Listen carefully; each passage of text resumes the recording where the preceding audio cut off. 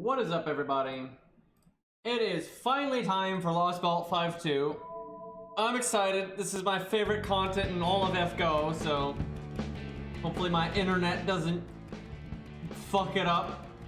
Been having plenty of that lately. Alright. People saying there's news tonight, which is weird because their kind of filler event is still going on. Okay. Well, before we start Olympus, let me do a couple management things real fast. Do FP summon, that kind of thing.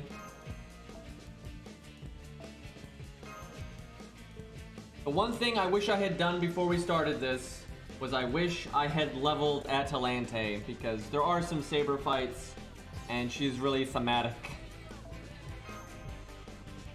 But we'll make do. I can summon my main account Atalante if we want to do that.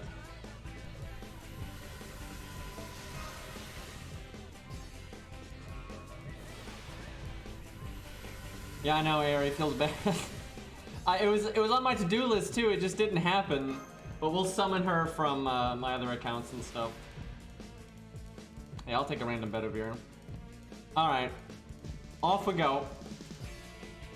Let me just make sure my Medea is actually leveled. Not quite. Well, we'll make do. We won't need her for a little while anyway.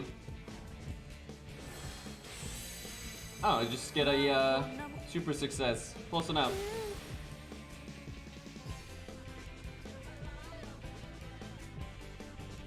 That is not Olympus.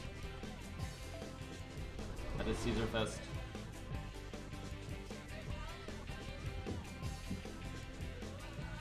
I should turn the in-game music on for most of this. There's a lot of good music here. Especially for the major boss fights, we'll definitely do it for that.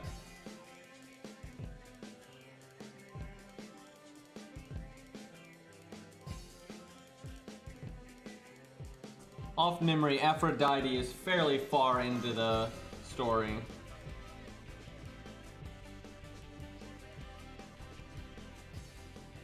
So I'm pretty sure Zeus could beat, not Zeus, Hercules, the sun. I think Hercules could beat basically every boss in this place, so we'll definitely bring him for Zeus, because Zeus is actually hard enough. I'm not sure if I want to use it for Demeter or not, because he'll work, he'll get the job done, but it might make the boss almost underwhelming, right? And I don't want to do that, so we'll see. She's hard though, so maybe we use him there. We'll see what happens. But yeah, Zeus will be tough even with Hercules.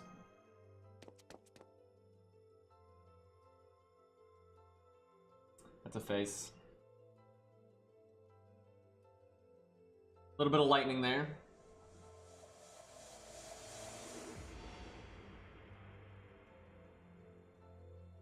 Aphrodite can be hard.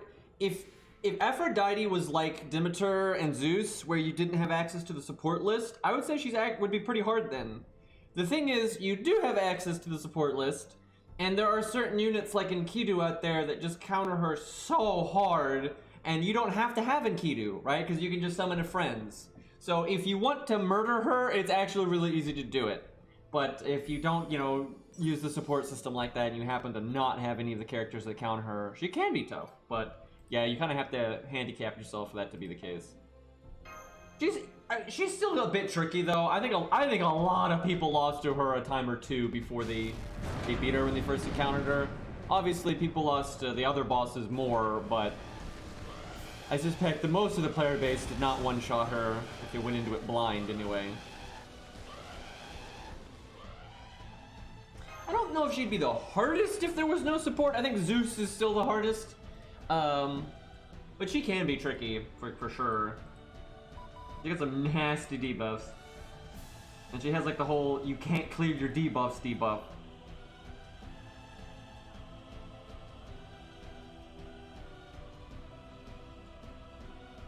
I'm pretty sure Enkidu can solo it. It's pretty good.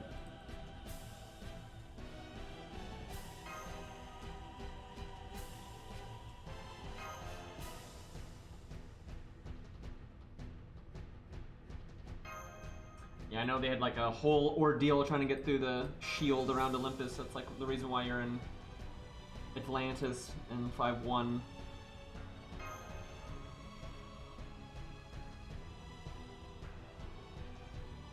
Okay, this is nothing right now. There are some really cool cutscenes that are fun to watch, but the intro really, we got through it. We're there now. Yay!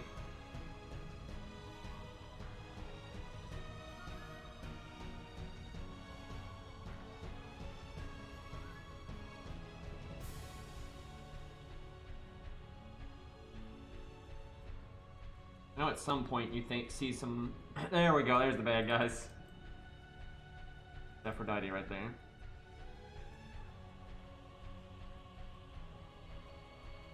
The question is, are they ever gonna make them playable?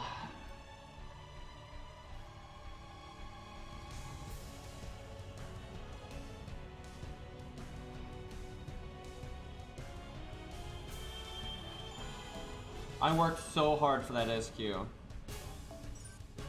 I like how that counts as doing a stage, so you get the mana prisms, even though it's just a cutscene. Okay, so the awesome thing about 5-2 is I'm not exaggerating, there are no filler stages. There's no fights where you just fight like a bunch of generic trash that have no gimmicks or anything. Every stage is like a thing. So, let's see. This is, I think, the fight with the robot guard guy. We used the twins on this way back in the day.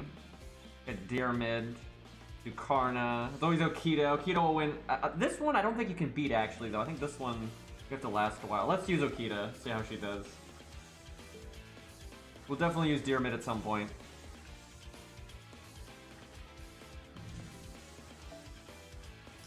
You have to bring Nash.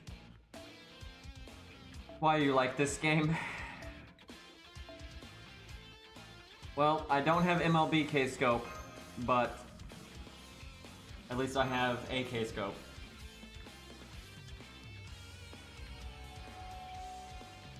At least we got Nash to 10-10-10.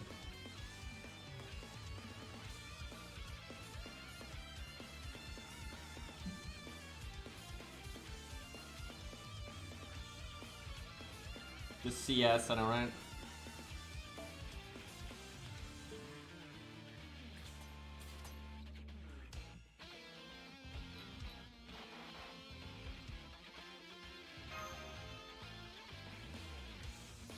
Pyro has 2 MLB K-Scopes, man. One of these days. What sucks is I never use MLB K-Scope in my videos because it makes my content like really inaccessible that way. But there's so much fun shit you can do. You play the game for a long time and you finally get that MLB K-Scope. You can do like, you know, MLB K-Scope Caligula, right? So he can just show up from the back row or whatever, need no help, don't have to wait even a turn, and you instantly get the massive NP seal and skill seal and all that. Like, there's a lot of fun stuff like that with Asterios and Matahari and stuff. Like, you can do some pretty cool shit that way. Honestly, Benkei, now that Benkei's got his buff, you could super scope Benkei and get some pretty good value. Okay, I'm pretty sure we get into the city and you run into one of the bots here, so.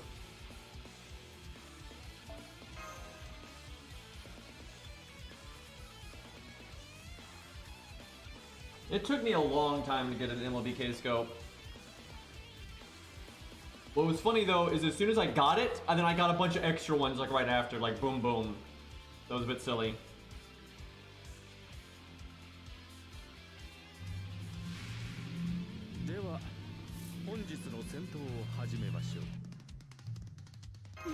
Alright, let's get Shin's NP here.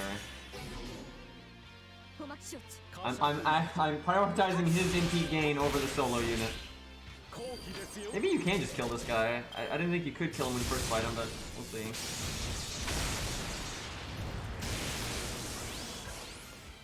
Gives him, I think he like keeps giving himself damage cut or something.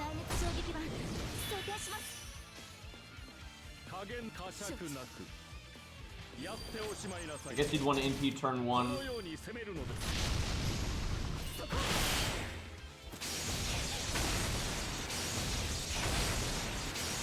Man, I wish he had crit once. His crit animation is cool.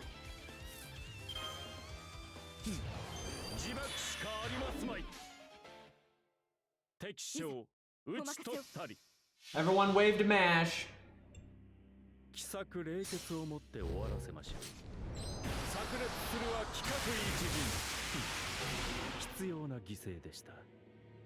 Okay. Hopefully this guy will kill Chin. He should. It's quite hard. He's not spamming his defense up or anything. Maybe it's when you break his health bar he gets really silly. Okay, no need for the quick up and all that nonsense yet. I swear, this is the worst anime cut-in out of all of them in FGO. Right? And it's not like awful, but I mean, it's not great. Like, it's just obvious that that's her old NP, and it's just paused it and added that. It's a bit silly. If we had quick up there, we might have gotten our NP.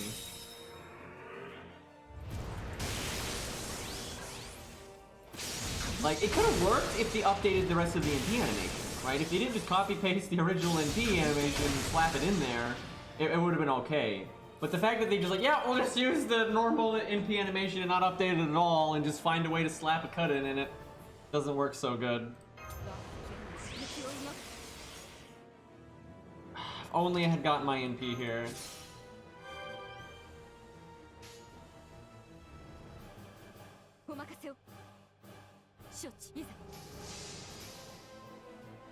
You love doing like the NP turn with the quick up and the crit. Well, this guy is getting wrecked. I'm not gonna. Oh. I'm so glad he failed that crit. He would have killed us, I think, if he had double crit there. Because he NP'd and double crit with piercing vulnerability. I think that would have killed us. Would have been close. I knew there was something about this stage. That's not what I thought it was, though. But I think we're all right now.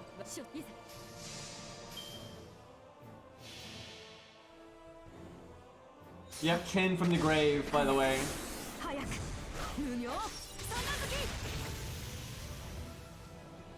So do you all think they'll ever give her a proper animation update? Because I'm not exaggerating. They have updated Okita's animations twice, but she has never gotten a like full animation update where she's like been truly revamped. And she's nearly a day one unit. That's overwhelmingly no, feels bad. That's pretty messed up in my opinion because, and I'm not like a huge Okita fan, but I don't mind Okita, and she is really popular and she clearly deserves better than that, right? It's kind of dumb that she just got like 2 half animation updates, like, jeez. So there really are Greek helmets that have like the side plume like that, but it's definitely more famous with Roman helmets. So it is kind of funny seeing that on these guys, but there are Greek helmets that are like that.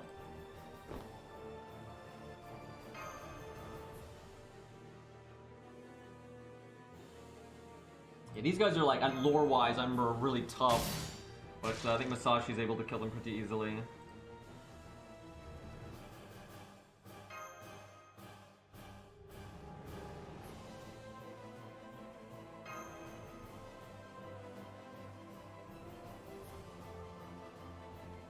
I missed the hat. Masashi came back from her training arc, lol. That would be Shimosa, I guess? Can Story Masashi handle this? Let's find out. Let's do Anniversary Blonde. See Red Press, Red Style.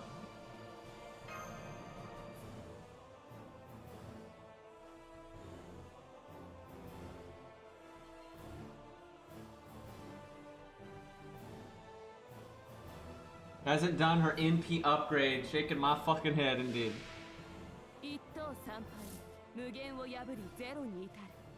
No NP gain for Chen.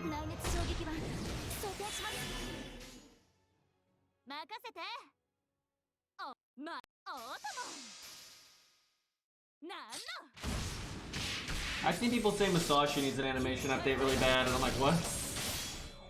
Like, sure, she doesn't have the best sprite that they've ever made, but it holds up just fine. It's so much better than day one stuff. Even year one stuff, so there's like no issue at all.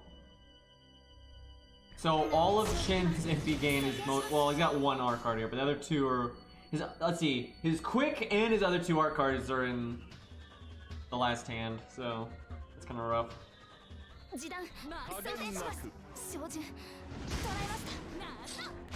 way better than Lancelot. Like, her animations are fine. Like, I don't think anyone would see those and be like, wow, these suck. It's more like, yeah, they're not as good as some of the other ones out there, but look at her getting stage gimmicks. Well, this sucks because Qingong could die.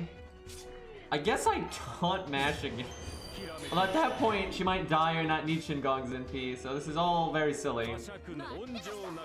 Yeah, you want Qin to get it by this turn. You want him to be able to do it on this turn, at least, or sooner.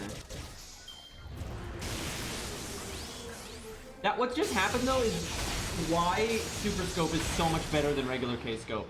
Because the deck shuffled that way, look how long it took for Qin to just get 20 NP gain, right? It's huge. Hey Bunny, thank you for the resub. Yeah, I know. I was so upset about the XCOM stream, dude. That full cover smoke grenade didn't just die, you know, got killed in a way you can't resurrect. I really don't like the balance on that, by the way. It's fine for the enemy to get lucky sometimes and land a shot they really shouldn't land, but I don't like it literally one-shotting the unit and making them unresable, right? You get, like, if something really, it's like if the enemy crits you in this game, you don't want it to blow up your all three of your front row units, right? If they just randomly get a 1% crit or something, right?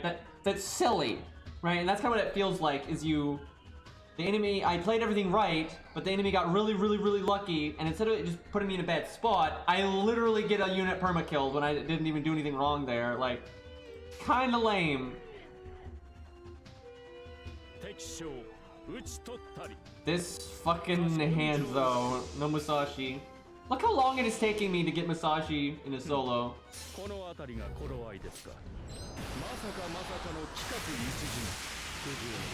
One person died, Ari, but thankfully we got a sniper upgraded that we will have you named after and all that, so next stream we can set that up.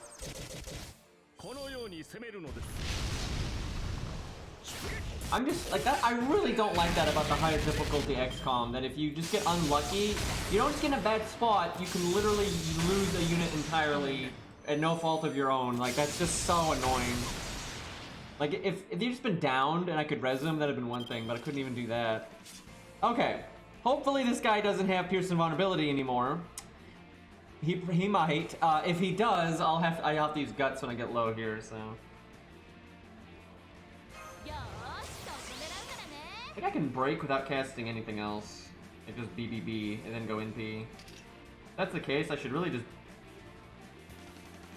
Guts now.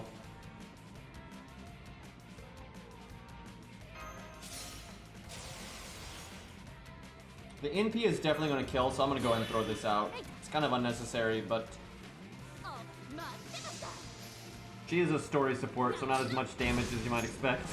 Oh god. Ravenkind bonus save me. That is so much less damage than it should have been. What the fuck? Well, that's not good. Okay, I'm just gonna pretend that didn't happen.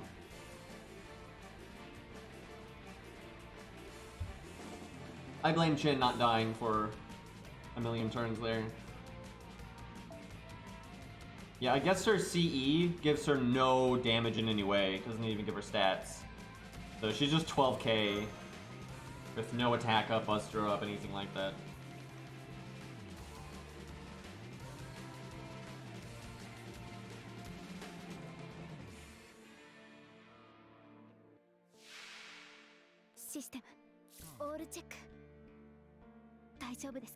Okay, Qin, could you work with me, please? I'm gonna even use his buster card. That didn't even make a full NP gain. Though we'd probably be at 91% if we didn't do the buster. Whatever decibels he's got probably carried over into the art card. I think he'll get it.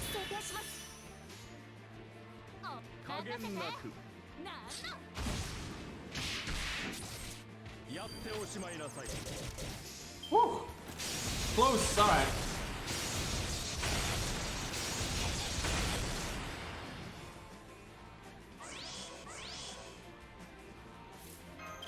I'll use invulnerability after he does his NP, basically.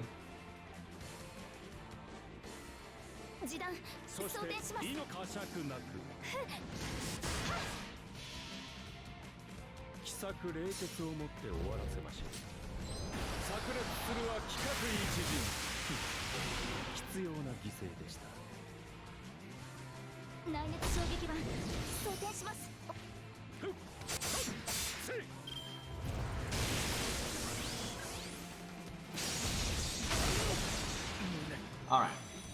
Don't got my NP, unfortunately, and he's got his defense up or damage cut or whatever the hell it is. 8 stars. I think we'll just generic. Actually, I should do this right now. He doesn't have Pierce Invulnerability yet. So hopefully he's low enough that I can break next turn.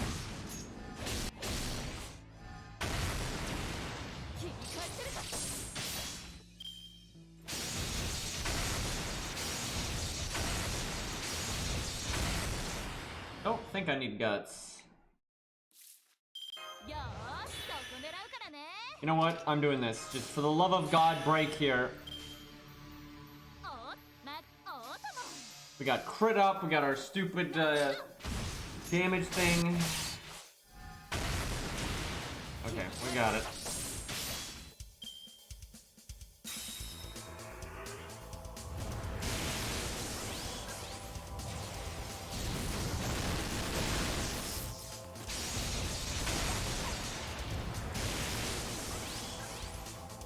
Do I guts here, or do I think I can go one more turn? If he crits us, we'll need it now. If he doesn't, we probably won't. I'll go without and use it next turn.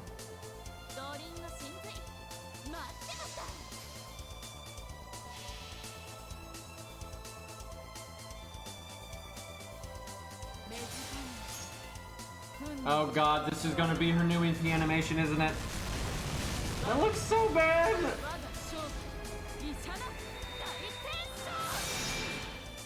At least we get rid of all of his buffs there. Ooh, okay, I think he's dead. Damn it. Okay, I should have got, because I'll kill him next turn, so no reason to risk dying here. Ooh boy, glad he didn't crit.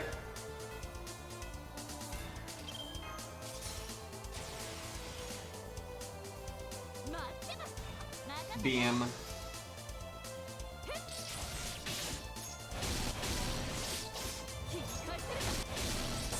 So the beginning of her NP really does not look fine. I think it looks terrible. Because not only is it too fast to be cool, but it's not just that. It's the fact that it's obviously the old animation, but just sped up, right? It's like and the reason they did this was because they needed the NP animation length to be exactly the same as the original. And so to make up the time for like the ending part being longer is they sped up the beginning part, and so the NP animation is like the same length still, which is really dumb because the beginning part was originally designed to be played at a different speed, which is really obvious. So much more impact on the other one, and the explosion at the end of the other one looks way better. Get all the rocks kicking up and stuff is so much cooler.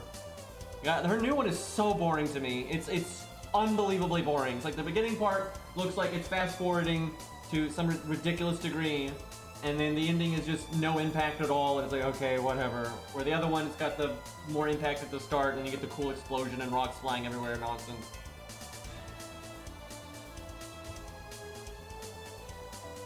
Are we fighting another one of these? I kind of want to do a team now, just because we have to bring Masashi and don't want to just do the same thing again.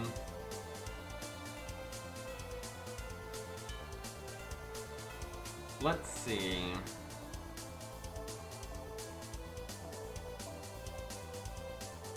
This is where I wish I had Shakespeare.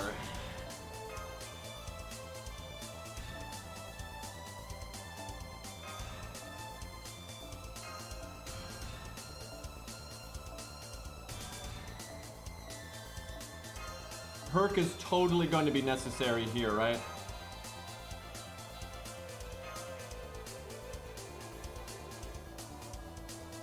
They might let you change your NP at some point. I doubt they've even thought about it. That's probably why it's not a thing.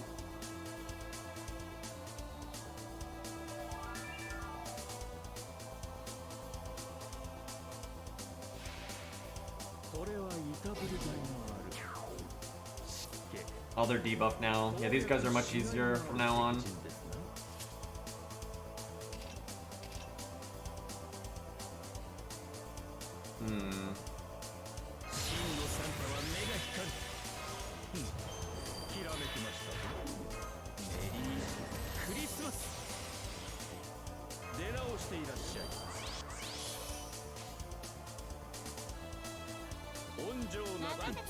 Should get his NP, no problem here.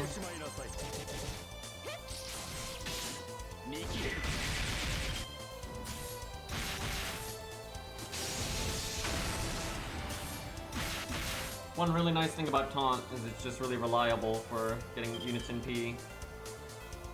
Man, I was hoping Masashi would get her art card, use her first skill, get her NP immediately, then NP next turn, but it's in the third hand, so she couldn't NP until the fourth turn. Oof.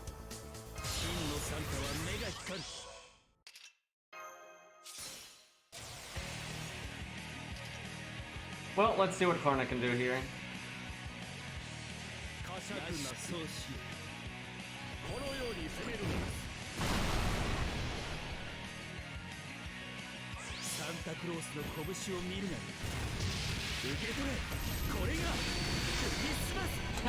That was pretty funny when he's in the air spinning there.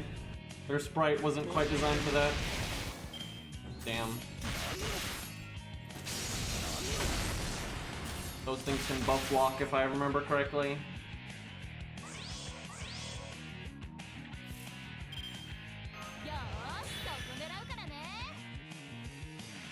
You know what? Who needs an NP?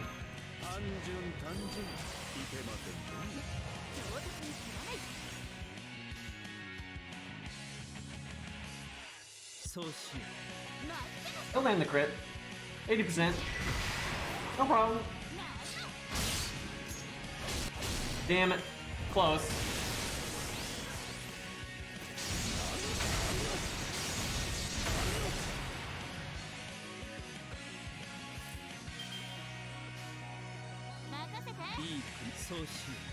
Not sure if this will kill because you've got the nano machines and defense up or whatever.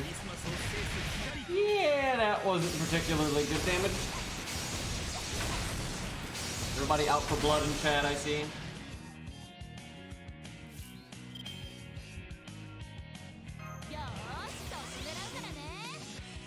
Keep getting these hands where there's just no damage, dude.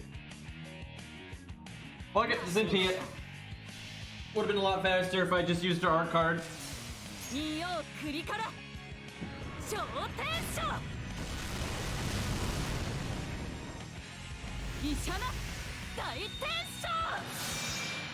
Everybody wants to let her die.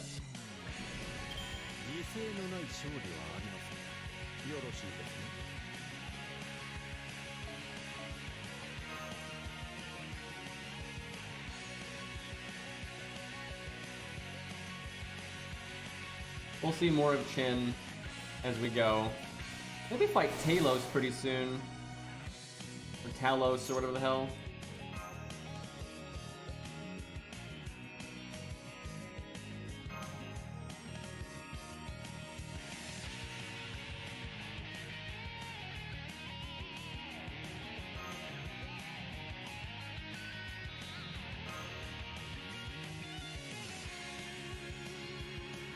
That mist effect in the background is a little awkward looking.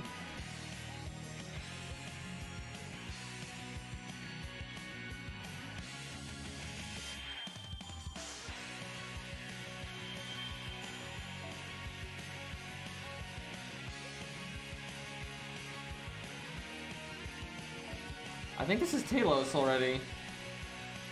I think the first fight with him isn't like a whole thing though. Let's see.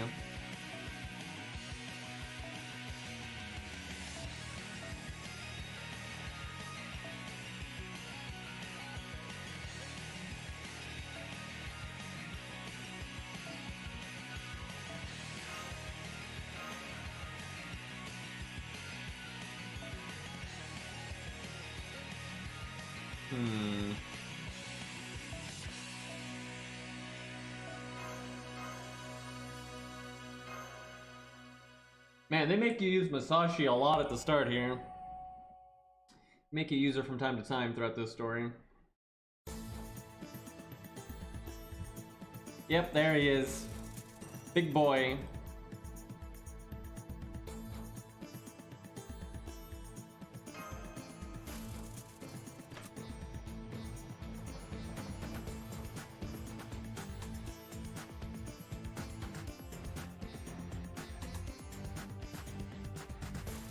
So if this ever got an anime, what we're about to see on screen, I don't think would be in the anime. It's just an excuse to make the screen size like work.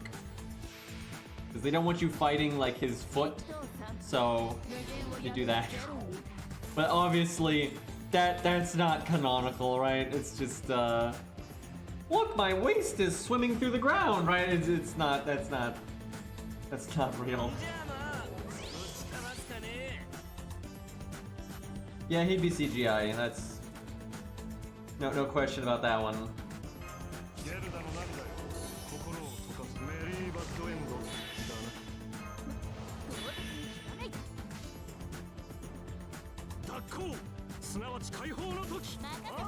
Let's see if everybody can get their NP here.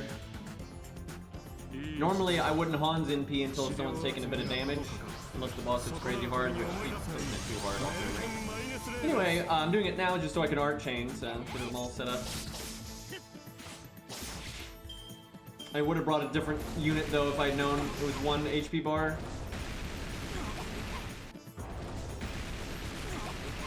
Focus more on Big Damn. Okay, he actually does hit pretty damn hard there.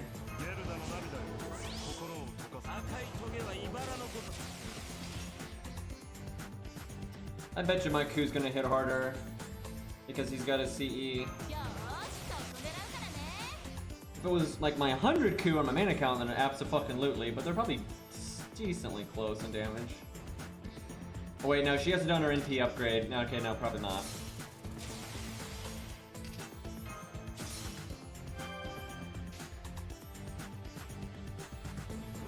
Do Q's first though to give her the defense down.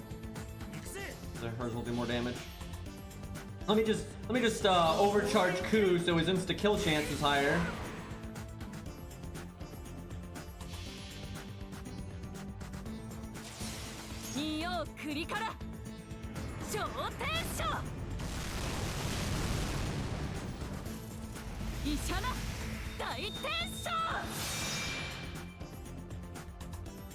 You know, if they made Masashi today, I feel like they would have CGI'd her avatar thingy instead of drawing it.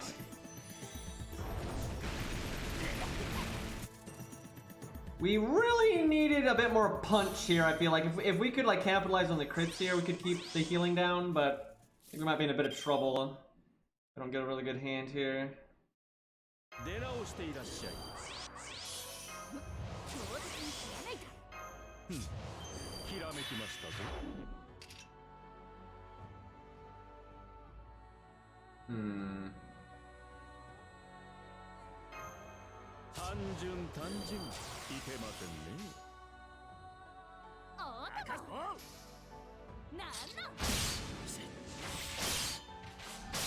Woo! If someone could get their damn NP, we'd be looking good here. Cool, that's what I'm talking about. Easy.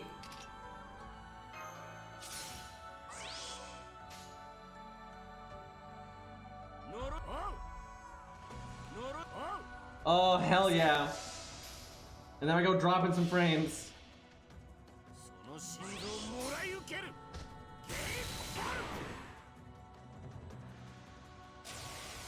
Oh. So you didn't crit. Coup! You had a 70% crit chance. What are you doing?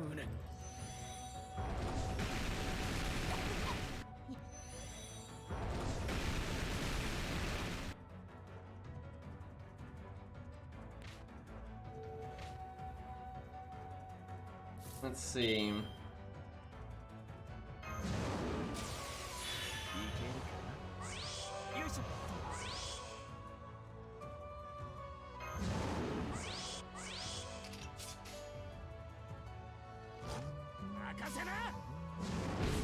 Damn it.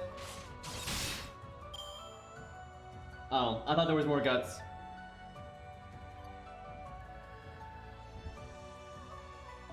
That was fun.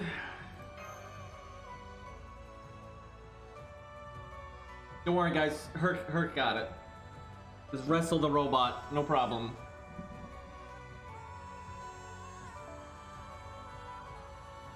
I wonder if David gets his bonus damage against him. Okay, this time I think he has a break bar, and I do not remember the gimmicks at all. I kind of want to do the exact same setup and see if it works. I mean, Herc's pretty good, so probably will. Though I feel like Anniversary Blonde is better for this kind of bursty pew pew boom boom thing.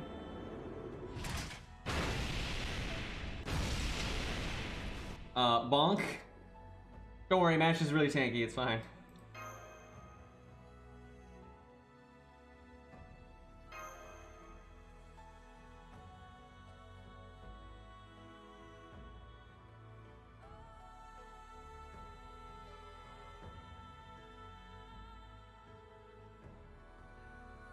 If we could summon units, I would summon Arthur, but no go there.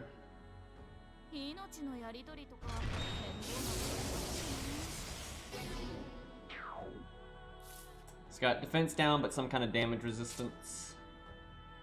And obviously the nanomachines. Or whatever the hell it's called here.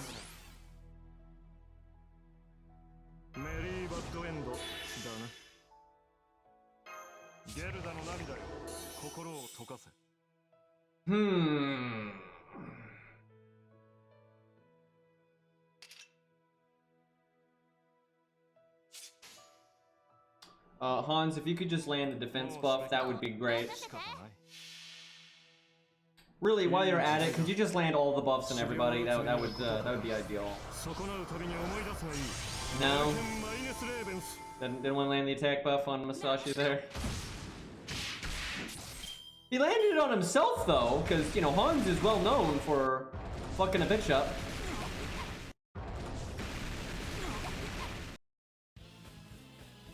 Everybody almost get your NP, but don't. It's great.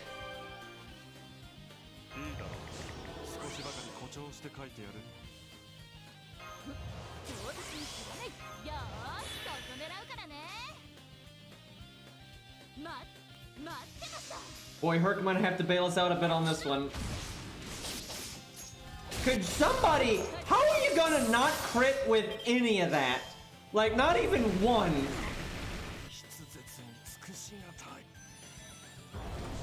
Some oof going on here.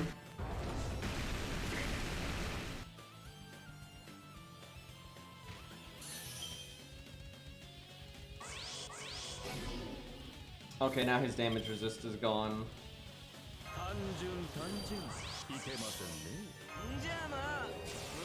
I wonder if I can just get away with NPing with Masashi only here.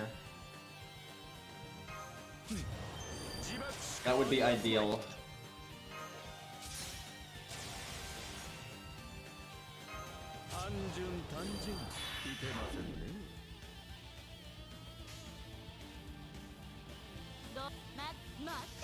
Probably should have saved their first skill for right there, because the NP gain off quick art crits right there is massive. She'd probably get her NP again, for crying out loud.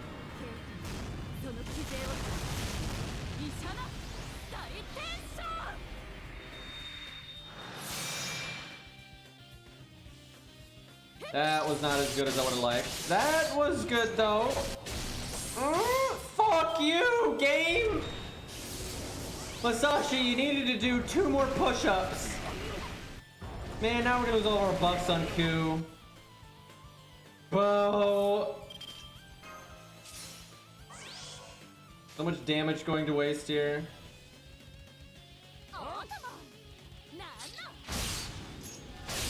Yeah, she did our NP upgrade. Look, we could have done so much damage that turn. We had guaranteed crits again. We were all set up nice and neat there. But no. If Masashi somehow lives here, we can run some value back. No, she's gonna die. Yeah, okay. That was so close to greatness. But it was not great at all. Thankfully, Hercules is really broken. I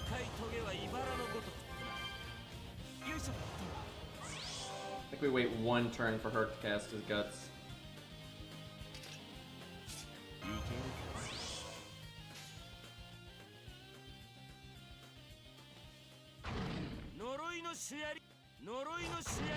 Not sure going for the NP gain makes sense, but we'll see.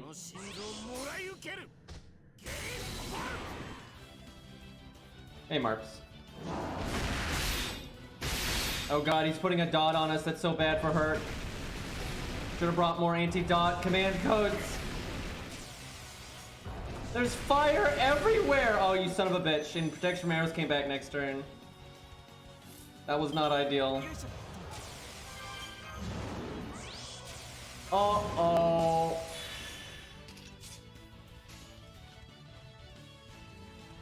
I'm actually gonna have Herc only use the 1 card. Because I don't want the extra dot yet.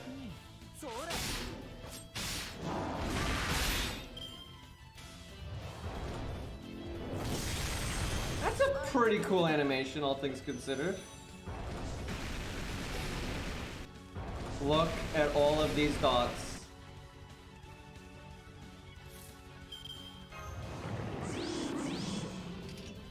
This is fine. Don't worry, we'll get the Buster up from Ruler Lantoria there, never mind. Quick up, that's the one we needed. I forgot I had like the meme command codes on there because I switched off the other ones for some reason. Ooh, look at that! That's some big O shit right there. Okay, this time we're gonna land the Buster up. It was just a fumble last turn. Okay, no, gonna do art up this time. Get every buff except the one we wanted. That's good. See, we're letting the dot kill us so we can just get more Buster up, you see. Because, you know, we gotta hit him for all of the damage here. Okay, now it's gonna land the Buster up, even though it's in an awkward part of the chain and it won't matter as much. Actually, I don't know if he has more than 1 guts now. If he still only has 1 guts, he's just screwed.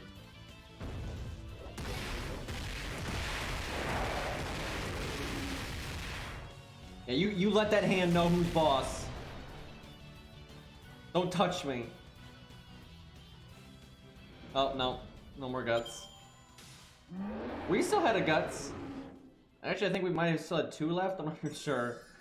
That was a bit rougher than I thought it would be. Our beginning setup was not good, and then we had that whole value mishap. In P1, yep.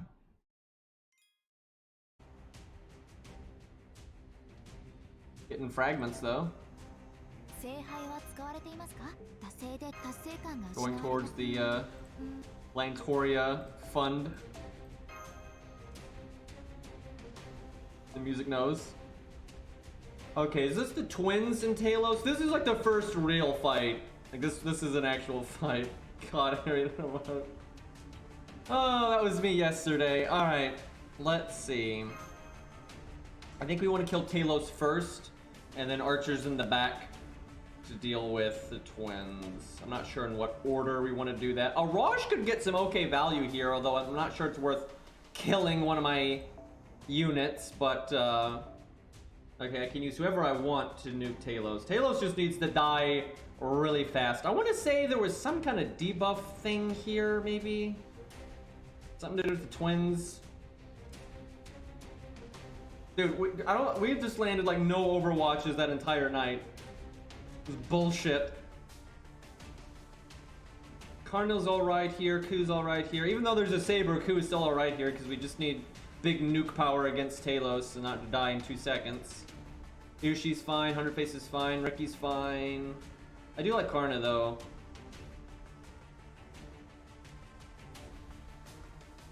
Now, if you've got a strong setup, you could start with the archers. You could have the archers take out Talos because Robin's great for that anyway, and then stick around for the Saber part. But I suspect our account is not quite strong enough for that. I mean, maybe, unless we want Hercules to clean up the twins, and then I could start with Robin.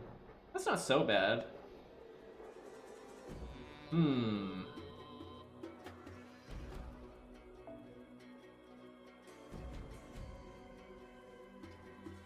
Regular mash should be good here. VR mash isn't that bad if you turn one NP with her second skill. That's okay. Not much in the way of damage, though. I gotta decide who I want my DPS units to be. Basically, I want Masashi to break one bar and someone else to deal with the other one.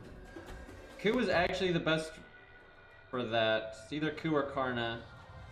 Maybe Karna just because he's got the anti-debuff, and I feel like there's a debuff thing here.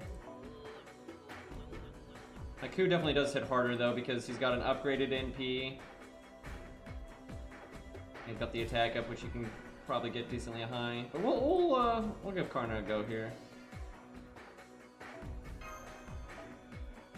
And then for the other unit, I almost want to use Ushi just for the NP gain for the team, so when Talos AoEs, everybody gets a bunch of NP gain. Like, fuck no, like, could just go no support. It's either that or you do something like that. That's okay. That helps Masashi. No damage, though. Shin's also fine.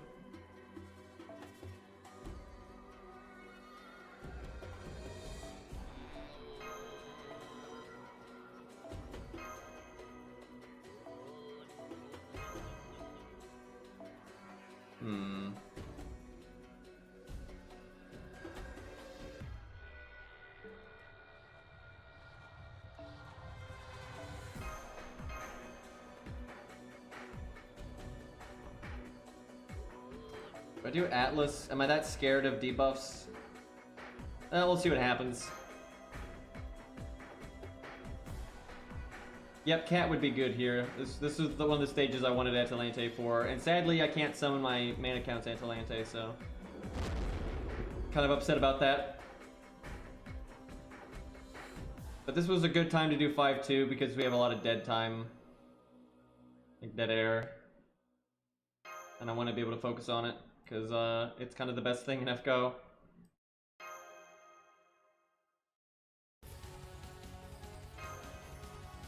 Yeah, you do the big AoE, and then you get these huge crits on somebody. Yeah, twins show up. The little shits.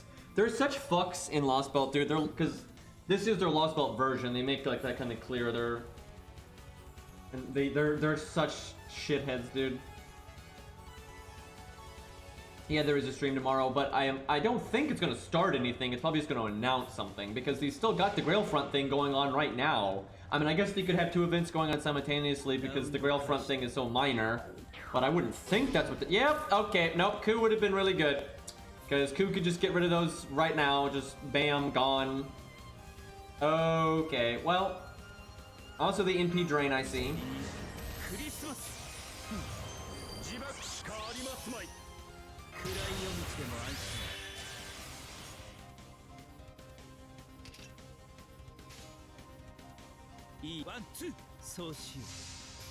I wonder how big of a attack down it is. Well, Masashi can remove it, so we'll have Masashi NP first, hopefully. Look at him do sure hit! What the fuck, bruh? I should have taunted to put the crit down on him.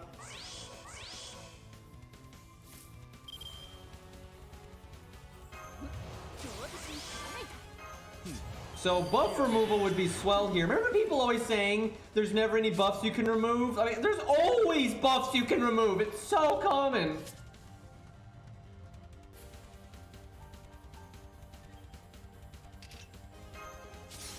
I wonder if she could break right now if I did her first skill and bust her up. If she crit, sure, but she probably won't crit.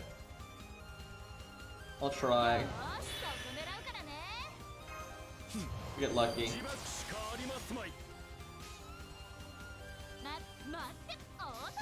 He does have that defense down, so. Damn. If one of those hit crit, I think it would have worked.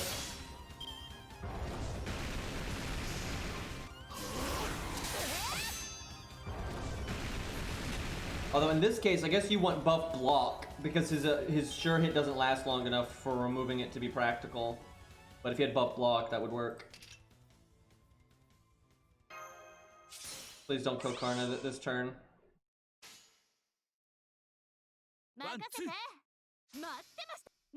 We really didn't need Karna though, the way the health bars were done here.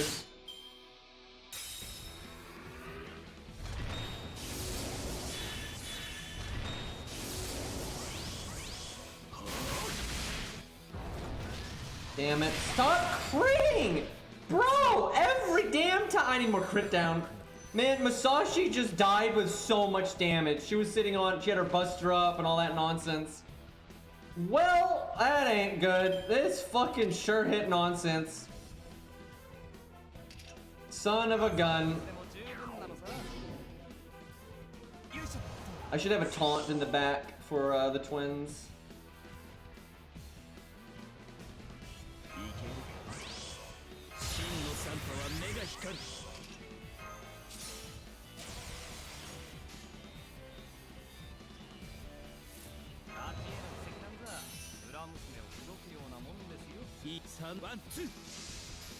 So we're gonna win because of Herc, but I kind of want to redo it because I think I can win without him if I just play better, or counter the stage better, I should say. That looks so awkward. What the fuck? It's because his model is farther back, so that wasn't size proportioned right at all. That looks so weird, dude. 561? I swear to God, dude. And then look how much he's gonna do. Oh, look at that. Look at how much damage he just did to Robin right there. Bruh. I just game. Why do you gotta be like this? You know what really sucks is this is really bad actually. Karna's gonna die to the dot, and so the twins are only gonna have 2 targets, so they're way more likely to hit Robin now. So it's a 50-50 instead of 1 and 3. Oh, lucky! Although that's not really that lucky because he had his NP as well.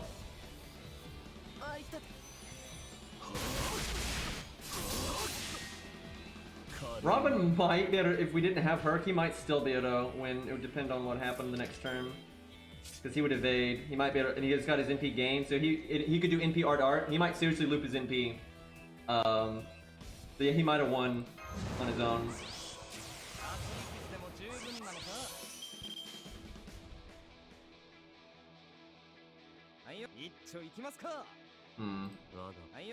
Yeah, shame I can't do the art, but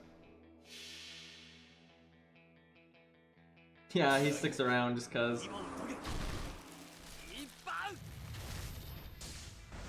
Yeah, I think Robin would have looped because he done art, which is better. But then he would have he would have been attacked, right? The twins would have attacked him, or now they could attack Herc, so he had a pretty decent chance of looping there. It'd have been close though. He needed, basically if Talos didn't do that 4K to him, I think Robin would have won. But I think he wouldn't quite kill in 1 turn. So he'd need the leftover health so he could live 1 more turn. But yeah, Robin could have cleaned up there. Alright, we win, but it's see red press red. You know, it's just Hercules being Hercules. I want to try that again without Herc, just because we won. But I don't feel like we played very well, or we didn't bring the right setup. So we'll twink this a little bit. This is my kill, yeah. I go Ku instead of Karna, even though there's a Lancer, just because of the gimmick. I don't know. I almost want to just say you focus on Masashi. Masashi is pretty capable of breaking both health bars on her own, really.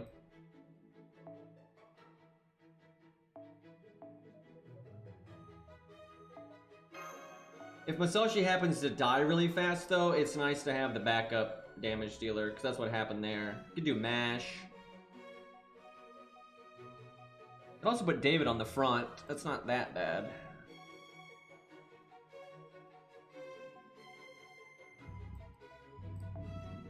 I don't know what the back row would even be then, though. What was that?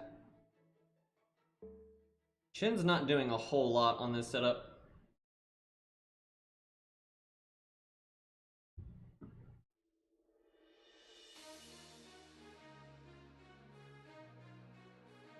I think it's either David in the front or something like Hans, MASH, or Ku. If it's gonna be a DPS, it's probably Ku.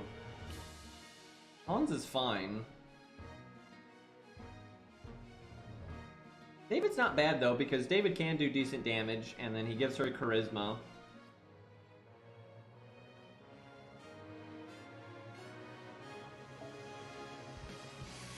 I really like Hans if Hans lands the defense buff. And it's because of the stars.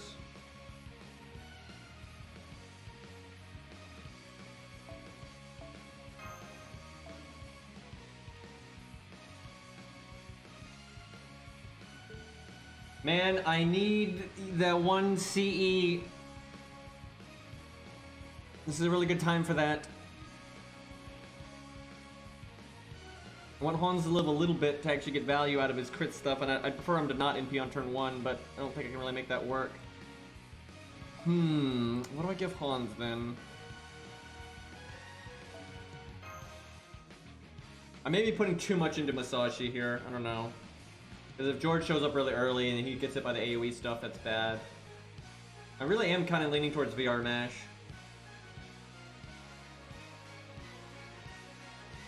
Let's try it, see what happens.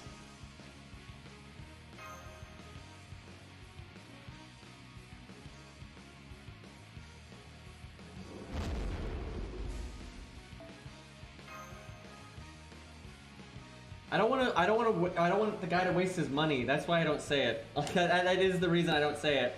Is I don't want the guy to have to use money.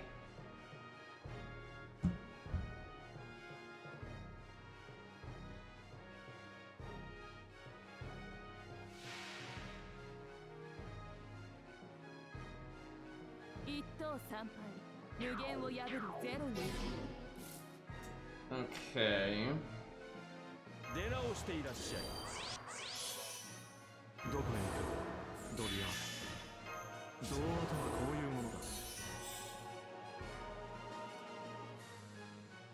What's bad is I almost said Canis, actually, instead of Canith. Since we've gotten to that point. What to do on this turn?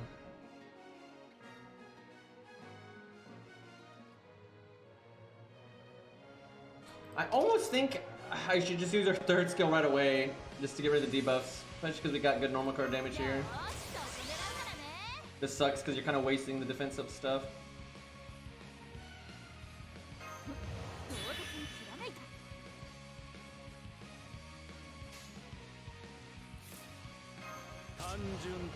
I need to level his first skill just so the crit down's bigger. It's not hard to do that.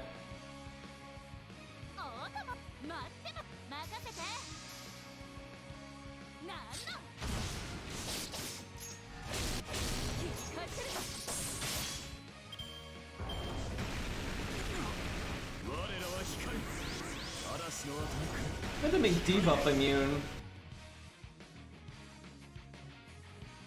Do I NP here? We got most of her cards right there.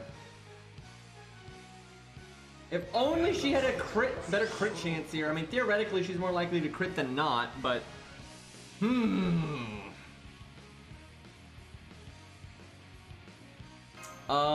She's got this.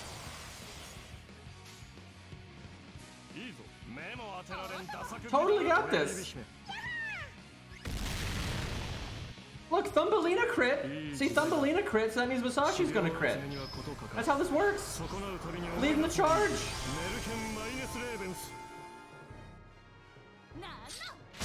Easy. Didn't break though.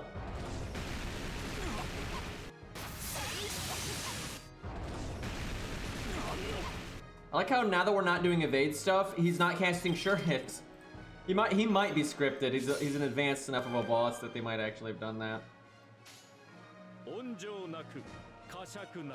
Please break here. Holy crap, if we break here, we're like good to go. Yeah, Chin with the damage. That's what I'm talking about. On's definitely stabilizing us for a few turns though. It's nice. These nerds high-fiving.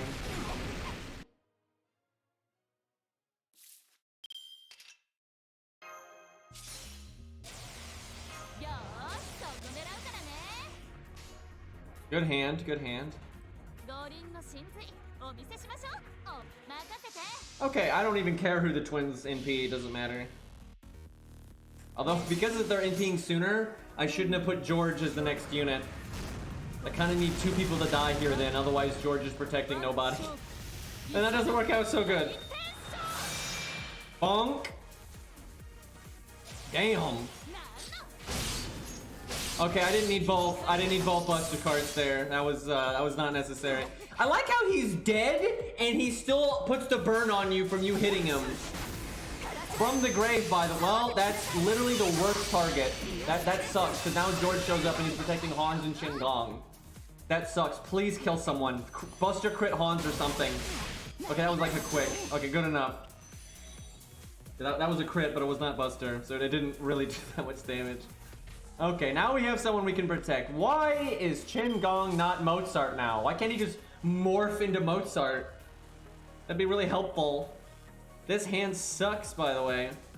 Okay, we don't taunt yet because it won't encompass the NP turn, so. I should evade now then, because we're not going to evade the NP because pierce the vulnerability.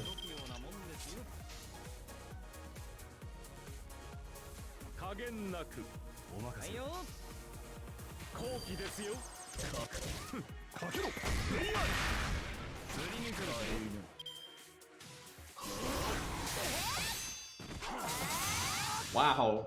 Thanks for the NP game, nerd. Okay, now that I'm pretty sure was a Buster. That was a Buster right there. That is not ideal. I would like George to live a little longer, game. I'm going to evade him. It's like it's worth it. Because the evade doesn't do anything later anyways. Because we'll have piercing vulnerability, so.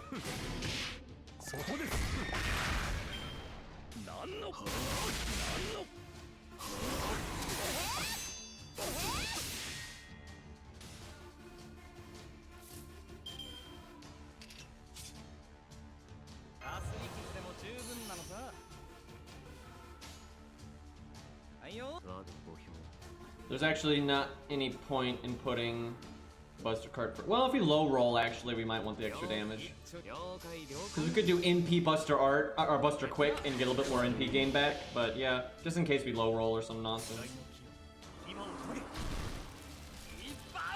No, we're fine. Well, I just wasted I don't know, 3 or 4 NP gain. Actually, maybe more than that, because the Buster would be 1 NP gain. There's the art card bonus applying to the quick attack and the extra attack is a couple of NP here and there, so I could probably have like 23 or so NP right down the other way. Man, they are attacking Robin a lot, dude. Kinda painful.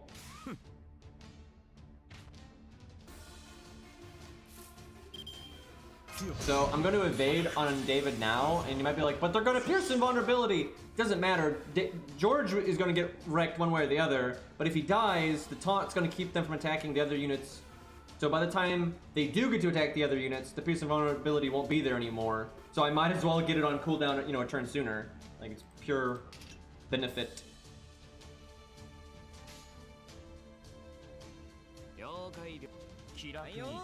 Tempted to do the Brave Chain. We'll spread out the MP gain.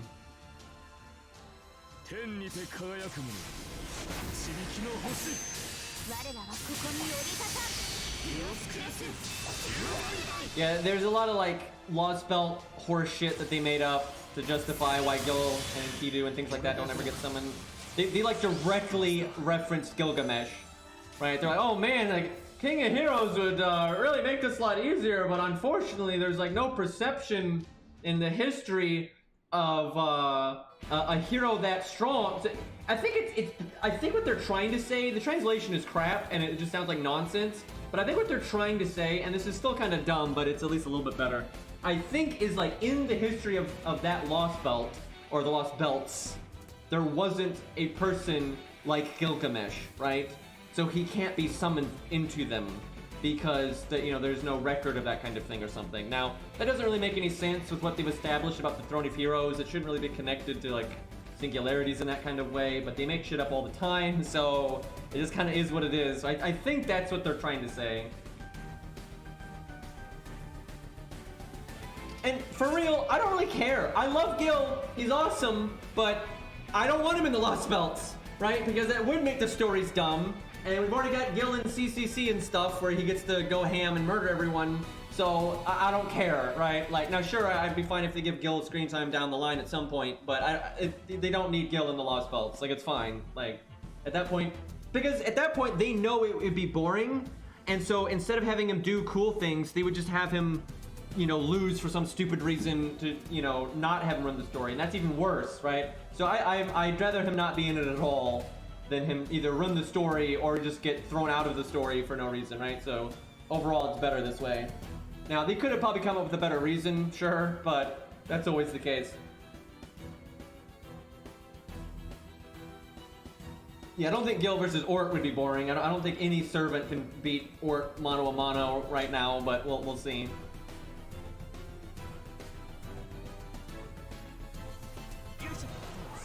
So Robin can't die here because he has 2 hits where he won't take any damage, and then he's still got the damage cut, so he's totally safe. I should just be doing the Brave Chains on Robin, but I'm trying to get David's NP as well because it's cool, but come on, hit Robin. No, hit Robin. Hit Robin! There you go, easy. See, I'm not paying for my my silliness. David could probably face tank this if he gets hit. He has the damage cut and his defense up now. He'd be close. They have an attack up. Well, I think they're dead, so... Although I have to land the poison. So, it might have been smarter to, oh my god! They guarded it! I'm gonna say it might have been smarter to wait a turn, because then I could see if the poison landed or not, and if it didn't land, I could use my first skill and double poison. Well, there goes a lot of damage. We might actually lose now because of that. We might seriously lose because they guarded the poison. And also because I didn't level up his poison skill, so the cooldown's not shorter. I think we're still okay because they can kill one of them, but they can't kill both of them. I guess ideally we want them to kill Robin. Yeah, because David's got enough health that he'll survive a lot of normal attacks. Robin would probably be okay for a turn, but David's probably good for like 2 turns unless they crit, which they might. Them being skill sealed is actually bad. Never mind. Nice damage. That fucking guard though.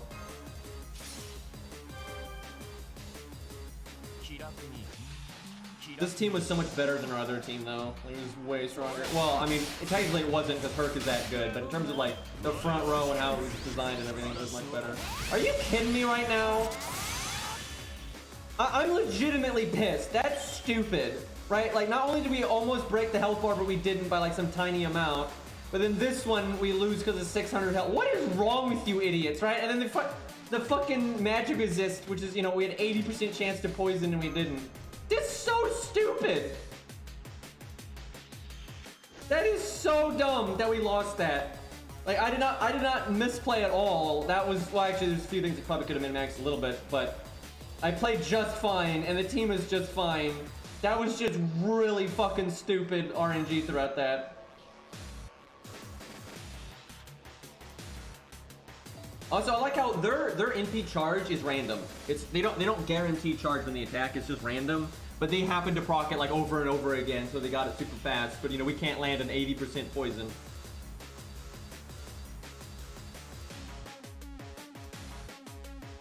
Well, I did Buster AA because I was trying to kill them that turn.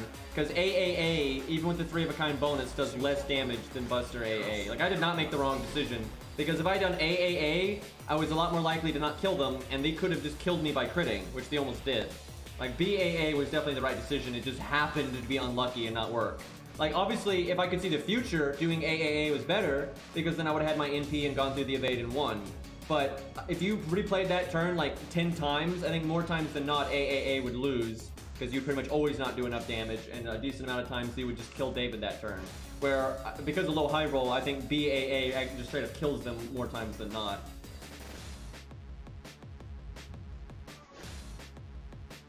I just gotta see the future, Rex.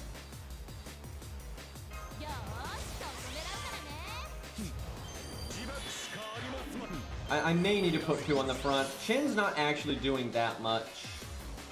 I think we need someone else to... Because if things don't go well, you're gonna want to NP Talos twice.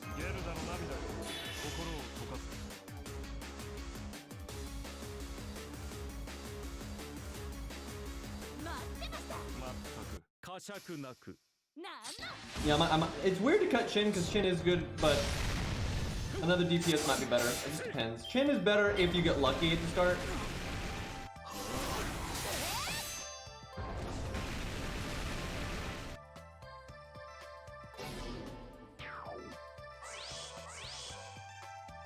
The skill seal is so bad here. It really is. It makes you take a lot more damage because they'll never buff.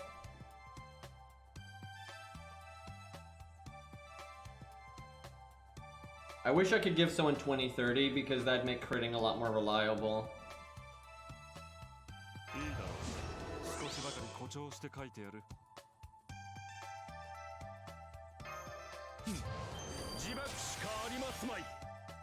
I think I do her Buster up here. If we crit, I think we might break.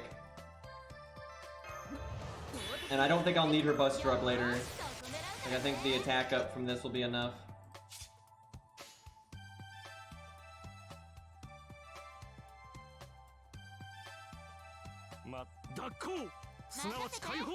We don't crit though, this isn't gonna go anywhere.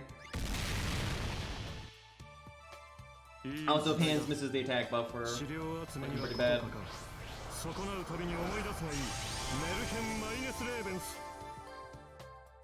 Crit! Yeah! How about those coin flips? Look, if they can land a 20% against our 80% poison, right? I'm okay with getting a 50 on our crit there. Like, fuck them.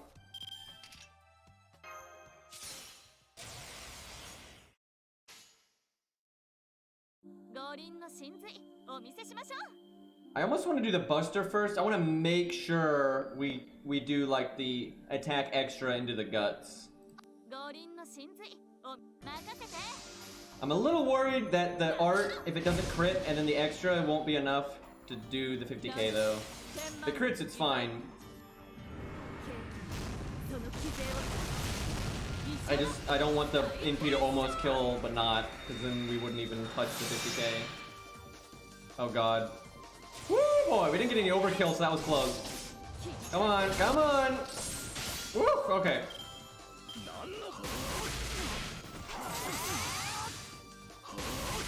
So, there's an argument to be made to not use Gong's taunt until now, or coming up. That way they can't NP Masashi. Because Masashi, although it's not amazing at this point, she is certainly better than, you know, her getting NP'd is bad, right? I'd much rather one of the supports get NP'd.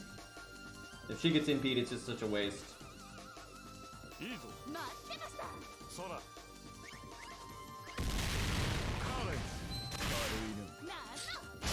The damage we're doing right now is kind of irrelevant though, because it's probably not going to be enough damage to break without Robin NP'ing. Really, game? They triple attack Masashi and crit. This is so bad right now, because now they could kill George. And then he gives, wow, yeah, I gotta protect those supports here. Yeah, I might save Gong's taunt, just so you can guarantee who the NP. Because that's awful. But yeah, that damage we just did is kind of irrelevant, because we're probably still gonna have to NP, so we'll just end up overkilling more than we would.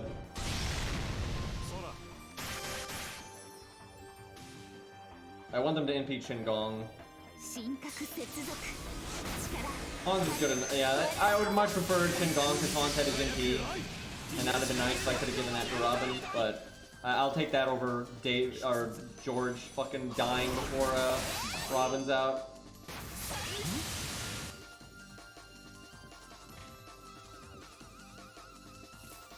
If Chin Gong could MP himself, I would do it.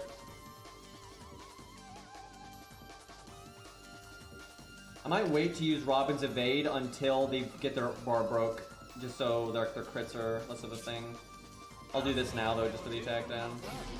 Or, you know, don't get the attack down, sure.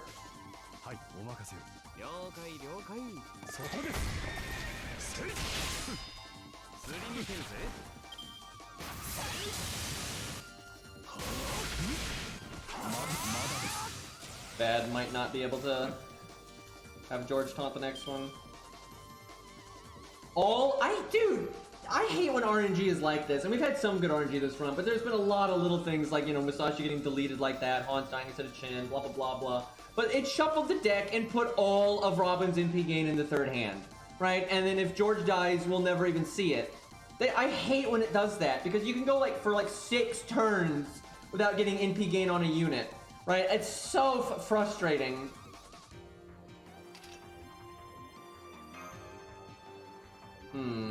Can evade George. It's 1 turn. This sucks. Well, if George dies, you can always have Chin Gong take the NP.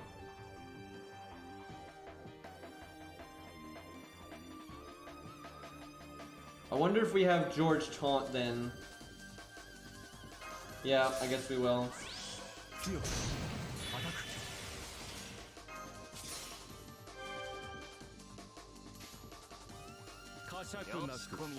But I hate when that happens, where like they shuffle the deck so like the one unit you care about MP gain, every bit of MP gain you have goes into the final hand. But if someone dies, you'll never get to that final hand, and they might put it in the final hand again, right? It's just crazy.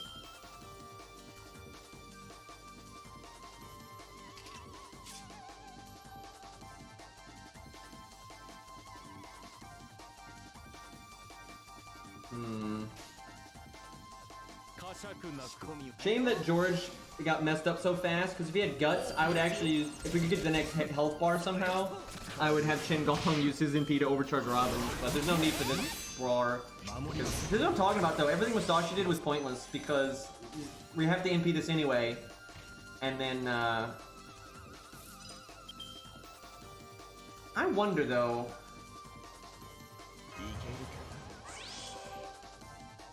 I could try to get, if David got like 2 art cards right now, I'd actually have David MP this health bar. But I think we gotta make it Robin.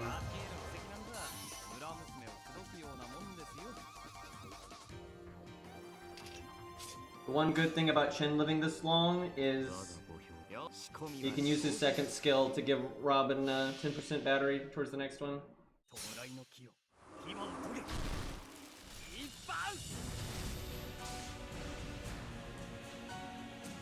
Yeah, I've never liked magic resist, especially I don't actually mind it when it's really high, if that makes any sense. Because then you like have to factor your strategy around them guarding, right? I don't like when you have magic resist between, you know, 5 and 20%, because then it's so overwhelmingly in your favor not for your debuffs to fail, right? Normally, fuck you, game. They proc their stupid battery both hits.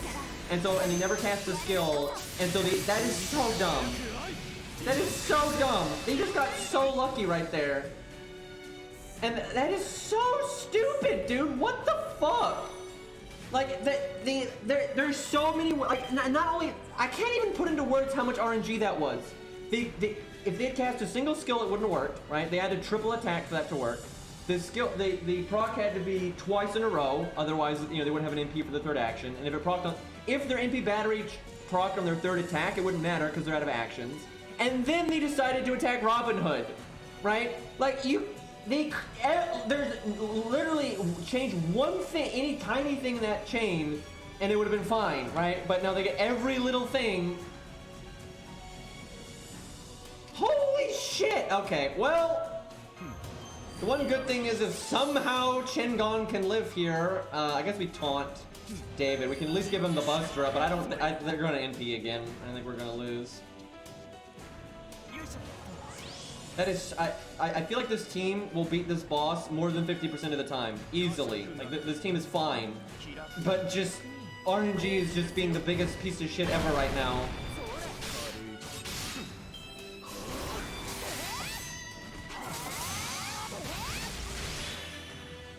Look, they only charged once on that one.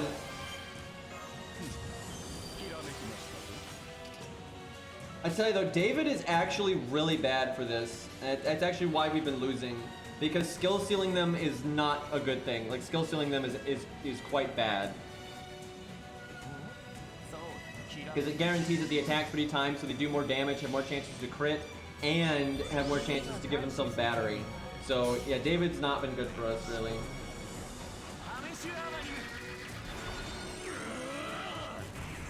Hey, they guarded it, which is funny because it has a 100% chance to work, but you know, magic resist. We're gonna lose again.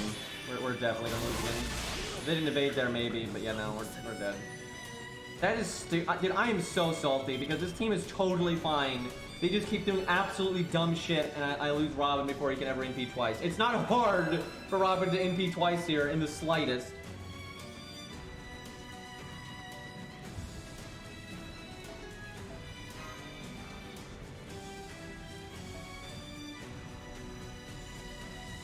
Why is there always someone in chat trying to backseat? Like, every time. Like, why do you think there's no Billy the Kid? Because I don't have Billy the Kid. Because this is an ult account. Like, what the fuck? Like, yeah, I've been playing this game for 5 years, and I got 80 accounts, and I don't know that Billy the Kid is a good cleanup unit when you're fighting a Saber boss with evade. Wow! Great idea! It's almost like, you know, you don't have supports and shit in this stage. All right, I'm cheating. I'm totally happy with the team. I was totally fine with the game. We literally lost twice because of unbelievably bad RNG. So we're just bringing Herc back. I gave him the wrong CE, but it probably won't even matter. Oh, I should fix that just because he can't do the cool thing with his third skill when you don't have his Bond CE. I'm so annoyed, dude. Like the first one was almost dumber. Like, what happened in the first one was so fucking stupid with the 600 health and all that nonsense. But then that one right there, that was so dumb. Broke the health bar and they instantly impede again because they always battery. That was so stupid.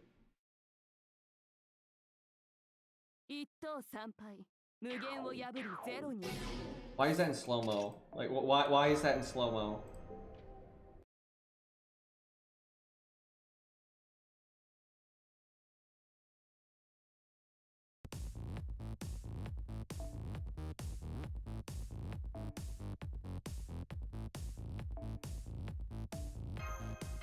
I really should change the front row though. There's too much RNG and breaking that first health bar. If I brought Anniversary Blonde, it'd be a lot better. For a K-scope, it'd be better. I wonder if I could just put 2030 on Chen and have him live long enough. I'll try that, because having a few more stars makes it a lot better. I can't believe after the years of me playing this game, though, there's always that guy in chat. It's just amazing.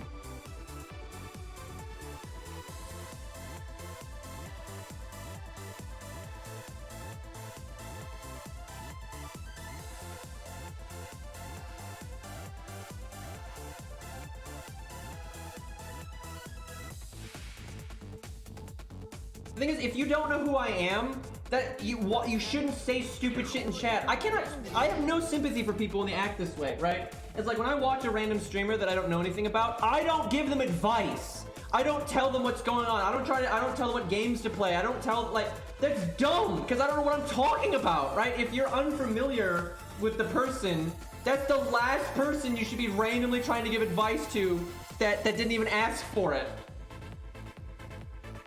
Like, it's just dumb.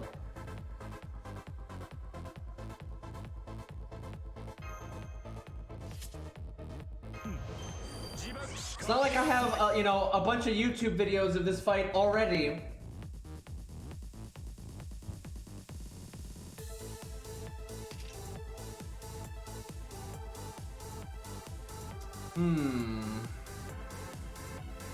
That's just gonna restart because that hand is so bad.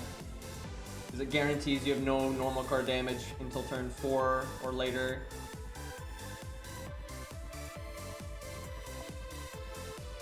Like, it just gets really aggravating when you play this game as much as I do, and like I intentionally handicap myself constantly, right? I have to stress this. I handicap myself a lot, and yet I have to deal with people trying to give me, I can't put enough air quotes around this, trying to give me advice on how to make a team from people that don't know half as much as I do about how to make a fucking team.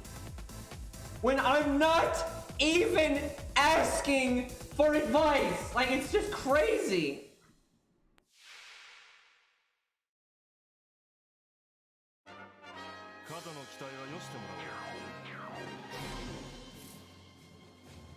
Oh my god, game.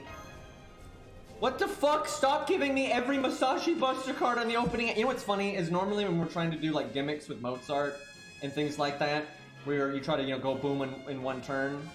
I should not be resetting though. I forgot this costs a lot of AP. There's no point to be that picky. I'm used to this stuff costing like 2 AP. Anyway, you know, normally we're trying to do like bullshit where you get like way more damage in at the beginning, you know, buff stacking or whatever. You want your Buster cards. But, you know, this is like the one case where we want our Buster cards on any hand except the first one, because the first hand is the only hand we don't have stars.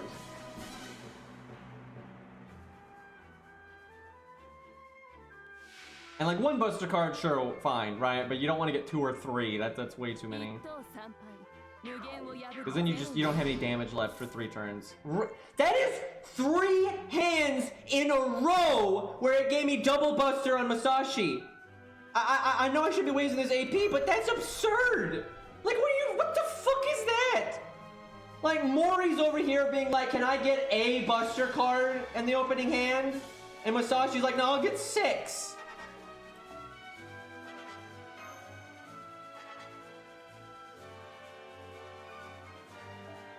Actually, a lot of pastors don't have any religious belief. That's actually so common. I don't know why people, it's crazy common for pastors to not actually be religious. Now, of course, there's plenty of pastors that are religious, but loads of pastors are just in it for the money. That's just a fact, right? Because churches are such an easy way to make money, and you're tax exempt, and you have all these, you know, televangelists and all this stuff. And of course, there's pastors that aren't like that. Of course, there's plenty of pastors that aren't like that. But there are a lot of people that use religion as a source of income. It's not rare at all, and even, never mind the modern day. It's been like that since the beginning. Like, that's always been a thing. I don't know why Masashi is just getting so many cards in the opening hand, where like normally your DPS unit you just can't. I kind of want a Hans NP right now, even though you waste the heal, just because it lets me not have to cast it later for the attack buff, and so I can like potentially do more Masashi damage.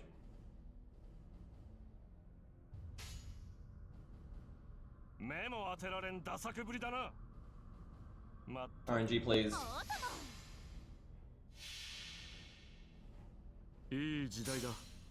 I mean, there's no way to know how many pastors are legit and he missed the attack buff, which was double overcharged, so it was 30. That was a 30% attack up. Dude, and I'm attacking the wrong target, but I'm so annoyed right now just because this has been such an RNG like shit show, where like there's just been so much bad RNG. Like I cannot believe how much bad. And this is not a hard fight, by the way. Which is why I'm handicapping myself so much, because this fight's a little hard, but it's really not that hard.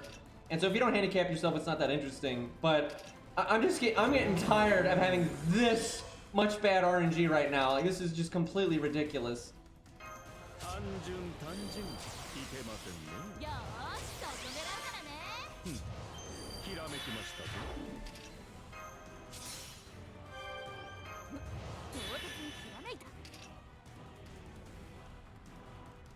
I don't think we'll break now, because I mean a 30% attack buff is so much. Like, that's so much damage when you're stacking buffs like this.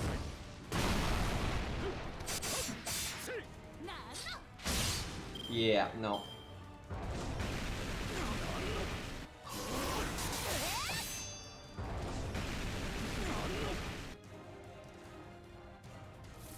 Not necessarily. I mean, we'll probably still win just because we brought Herc this time, and you may have heard Herc's a little good, but this is so much worse than before because we're having so much more trouble breaking the first health bar.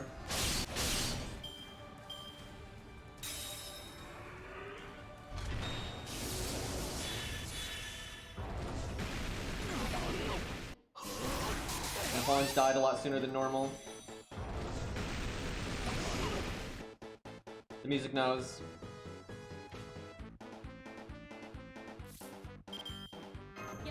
Like how I wonder if you just MP with Masashi early when you have like an art chain on turn 1 because we literally could have MP'd twice.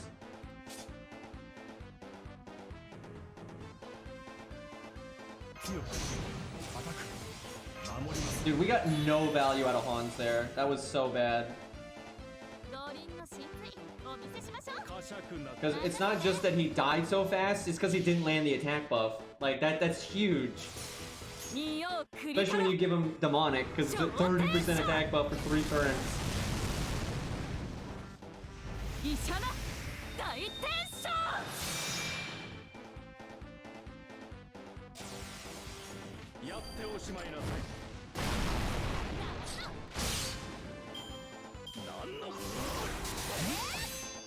See, now George is gonna die before Robin showed up. I probably shouldn't have taunted with him. Again, it doesn't matter because Herc gives you so much wiggle room here that you can play worse and you can get even worse RNG and you'll still win. It's just, feels bad.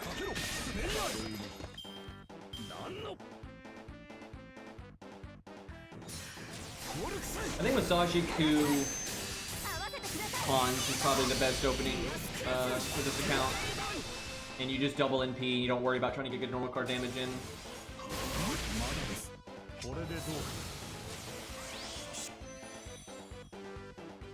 Because like the targets George just gave invulnerability to are very pointless. Like, and Shin will die to the dot in a minute anyway, and then Masashi's okay, but she's not really important anymore. Just once, I would like Robin to show up and have the deck shuffle and give him an art card, but nope.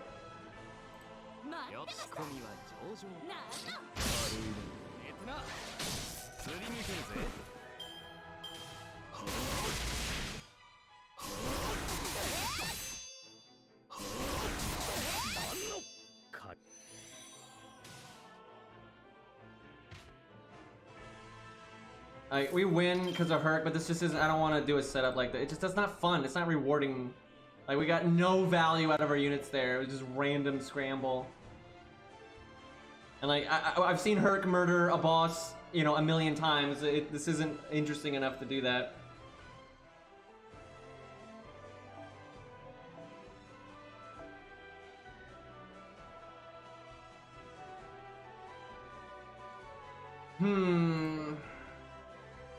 I'm trying to think of how to make this as RNG proof as humanly possible, although there's just a degree of RNG in this fight no matter what, because, you know, magic resist is awesome, and then their dumb battery thing, which is so random.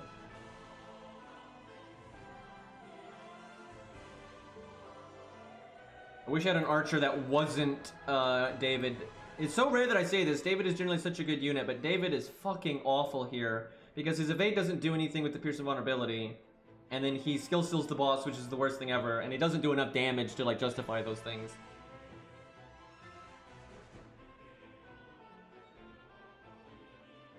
Maybe that, I wonder, because Robin shows up to break like 100k health bar, which like that's so unnecessary.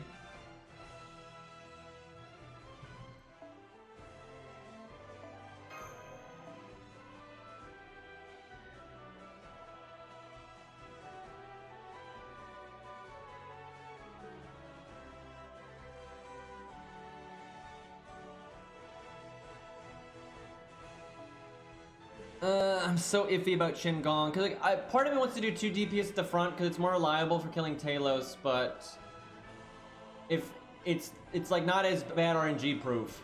Like, I think it's more reliable, but like if something really bad happens, it's terrible, right? Because you might have one of those you might take both units too long to get their NP, and then they both just got their NP and the first health bars are like 30k, right? Like, when that kind of shit happens, it's so bad.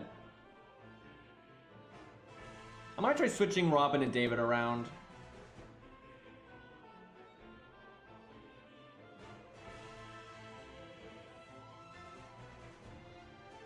Might cut George, honestly. George is just not working out very well.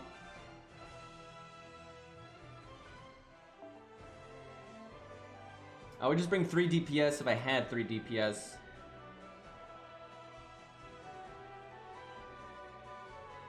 This is where leveling Atalante would be good. I mean, obviously, you know, if I was actually stuck, I would just use this.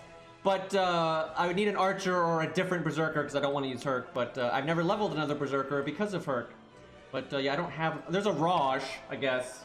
There is that. The bad thing about a Rosh really is not that bad here, but the problem with him is it means you have less units because you basically have 5 units, right, instead of 6. And so you're more likely for the wrong target to get impede, right?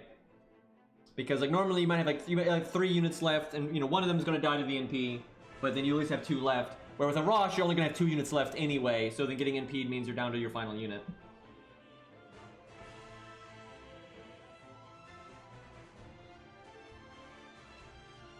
Could put a Rosh in the front row to hit Talos.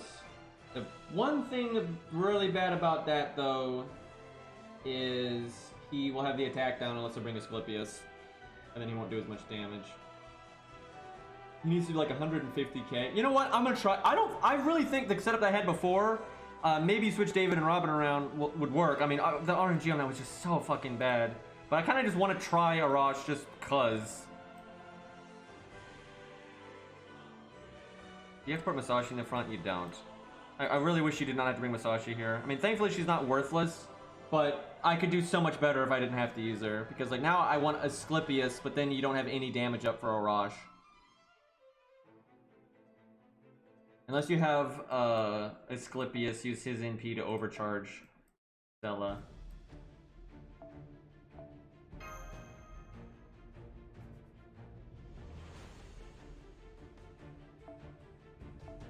This is probably not gonna work. It's funny, but I don't think it's worth losing a whole unit just for this. I mean, I guess you could theoretically have the Gut save a Rosh, and then you use the Mysticode heal, and he gets a bit more done, but I don't think he'd get that much more done, to be honest. 1 second, I need to level a Rosh's 3rd skill.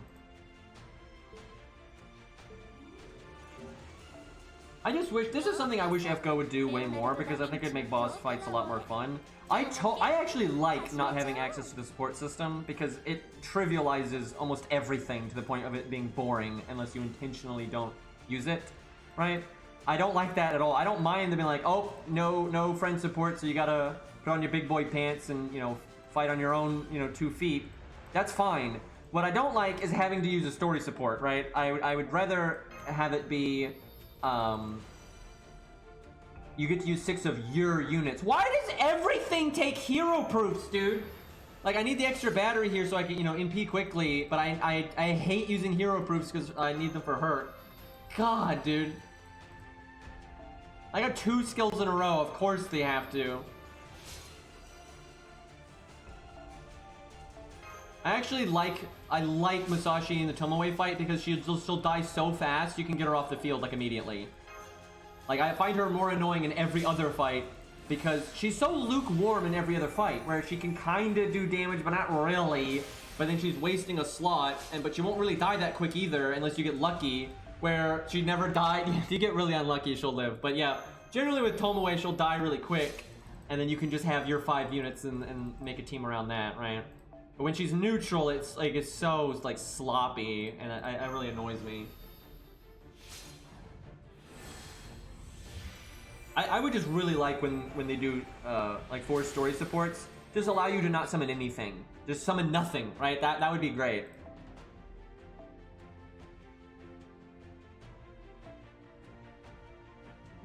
So Arash will probably die. There's a chance that he'll live, but he'll probably die. And then what would you want to replace him with? You just bring in David already.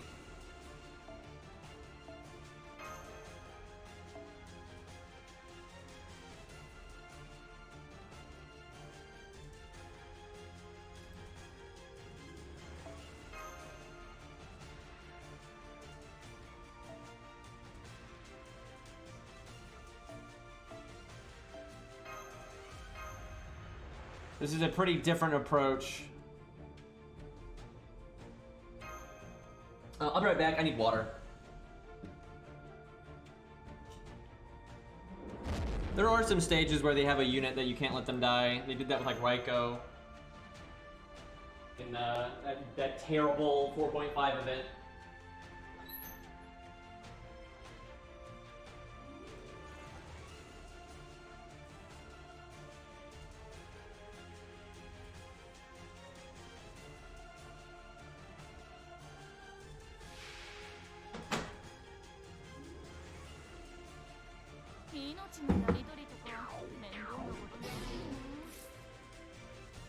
Okay.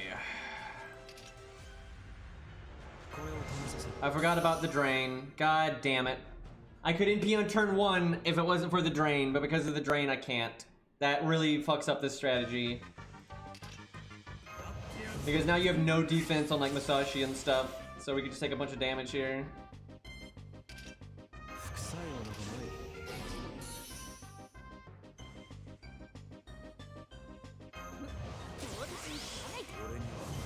That is really unfortunate, and Asclepius will definitely get fucked up here, I think.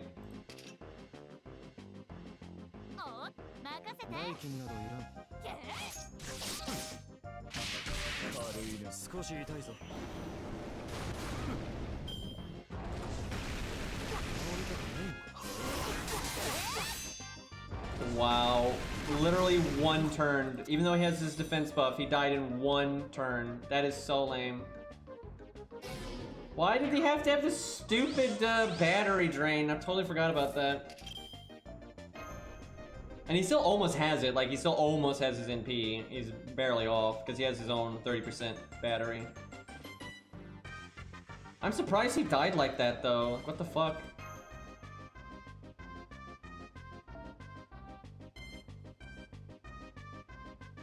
I don't think this is gonna work. It's not worth the effort, and then like I don't think it's even enough damage. I'll try one more time just so I want to see the damage, but I think the other setup is a million times better.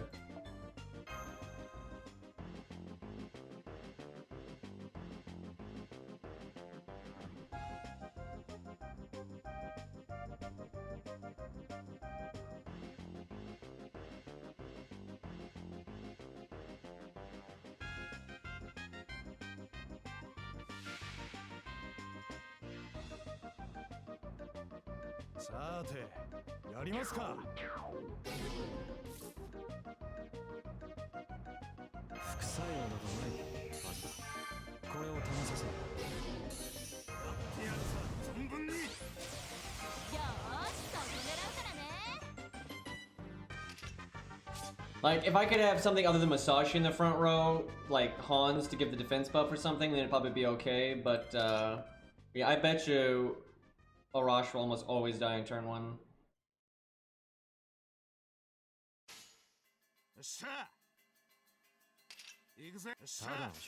Like, if his first skill was like 10, then he probably wouldn't, but without it, he'll probably pretty much always die. Because I think Talos does like 4k damage on average. Although he used the skill there, and then he crit, of course. I just cannot keep. There's like no keeping Arash alive there unless I use like evade or something. I mean, I could use the evade on him, but I don't think that's worth it.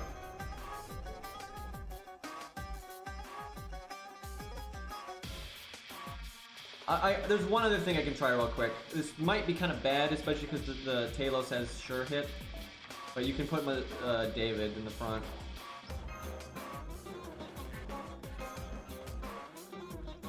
That makes Masashi show up at such a bad time, though, and you might like just get nothing done for so long.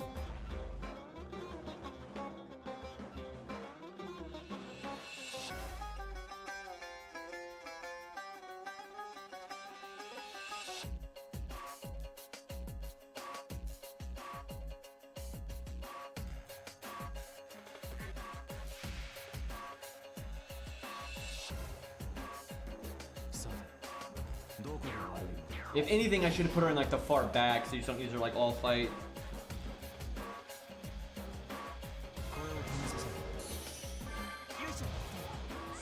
Defense up would just be so much better.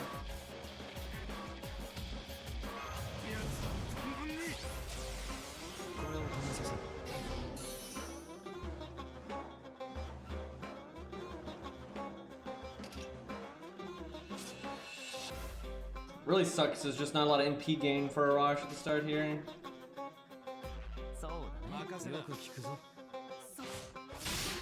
There's no way this works. It's way too much effort babysitting Arash, and he's not gonna do 200k. Like, no way. Like, yeah, we could buff stack him or like pay like double chin gong or something, sure, but like this, there's no way this is worth it. At least he didn't fucking die that time.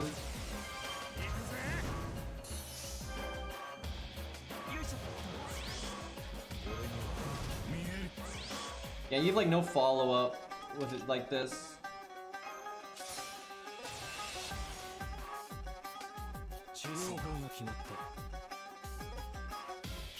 But if Masashi's already out, then Masashi just blows up Talos, right? So putting David here doesn't really work.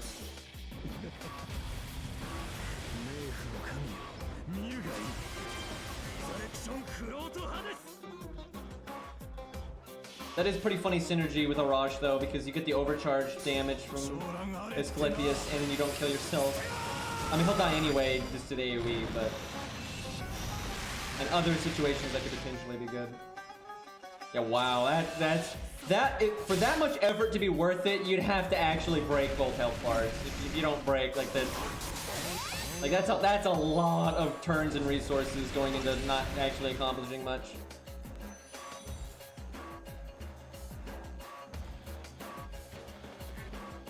We'll see.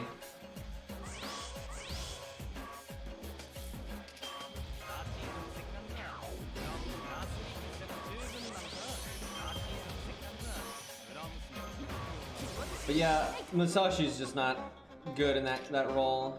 Because like she's just gonna be sitting around doing nothing for a really long time now.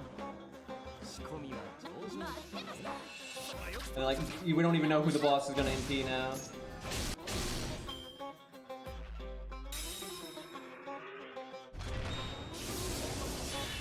The twins attack Masashi, that'd be really helpful. Oh, of course that's what they do.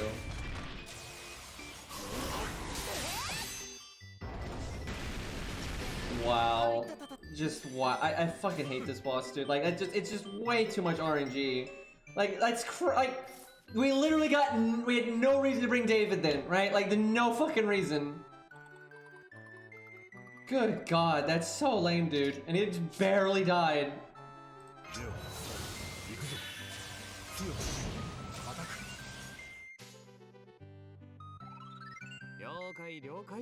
Also, what's the worst part about that is we'd already gone through a hand where Masashi didn't get any NP gain, but then because David died, the deck resets, so we're not like guaranteed to get NP gain soon, where otherwise we would have been.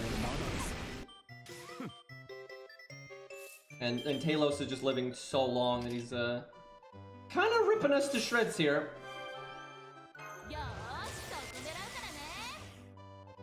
Yeah, this is not gonna work.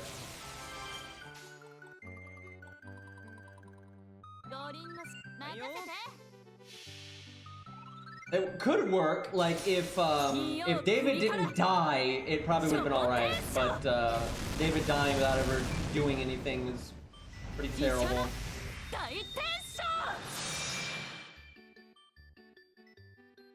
Yeah, this is way less optimized than the other one. The other one is fine, I just kept getting ungodly stupid luck.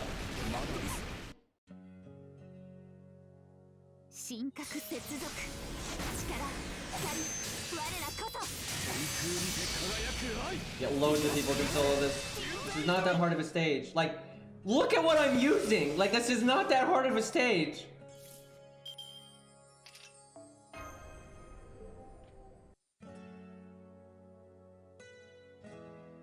And Ku absolutely cannot solo this because it's a saber boss.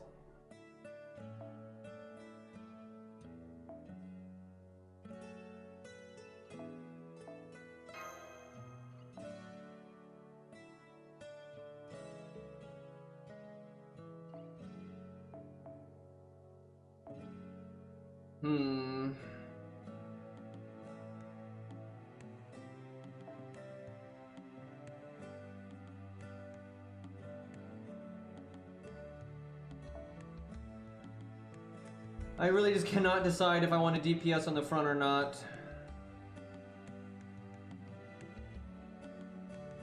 Like, you don't need it if you get lucky and you're able to like have Masashi do good normal card damage, but if she doesn't do normal card damage, then you need it.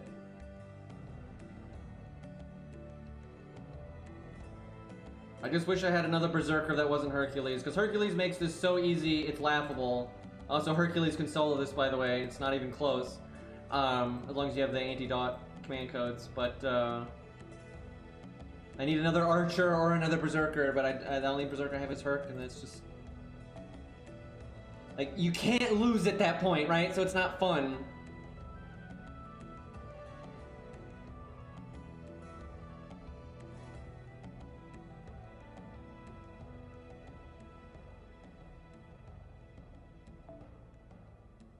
I just don't like this setup, the front row, because it's way too reliant on the way the deck shuffles to break the first health bar.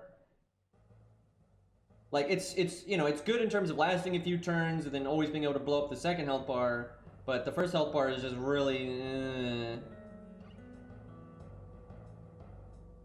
I wonder if that would work. Let me think. You get the charisma.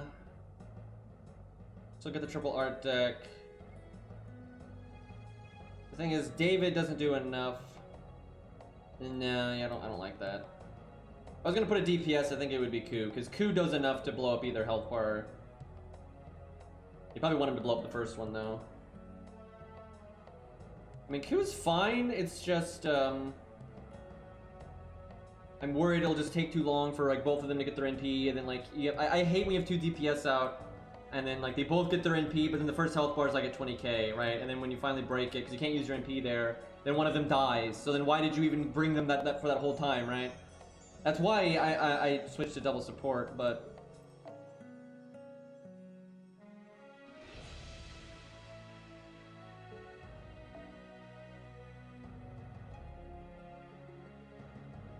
Yeah, no, that's my thing with Herc, is he's such a cool character and everything, but he's just so powerful that it's boring.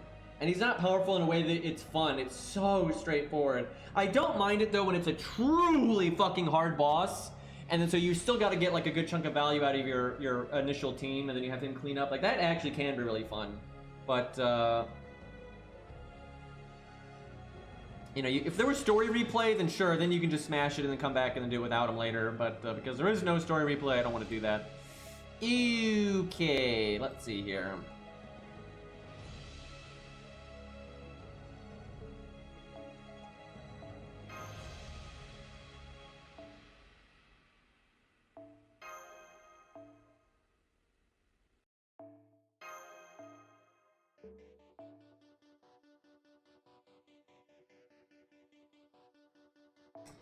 How about that? Because then you've taunted the first time with invulnerability and you save the other taunt. The thing is, if Masashi dies first and it turns into that, that's just terrible. That's why I'm kind of not wanting to put a taunt there, because that can be so bad. Oh, real quick, it's just, I don't know why I haven't done this. Although I just leveled Medea, so actually I probably can't do what I want to do. I should have played more yesterday. Yep, I have no blue gems, because if I could just level this a couple of times so that the crit down's a little bit bigger, that'd be really helpful.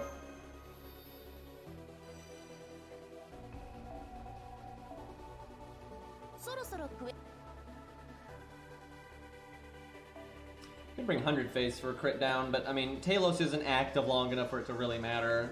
It's just sometimes you'll get completely screwed over.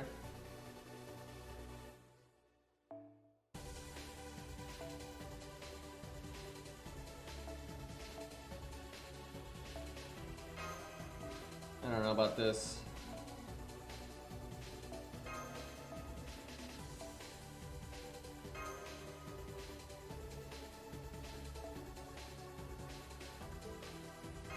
I almost want to do NP charge on death on George and then give Robin like Heaven's Feel or Black Grail or whatever I have on this account.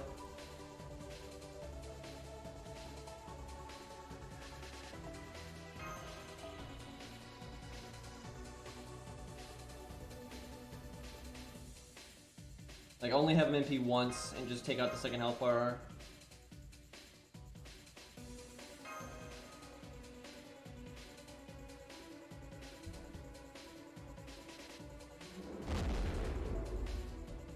If they had story replay, I'll definitely go ham on it. I almost never go full ham because full ham is so boring because it's been done a million times. Like, you know, double scatty, double Castoria, you know, waiver, switch mystic, all that stuff.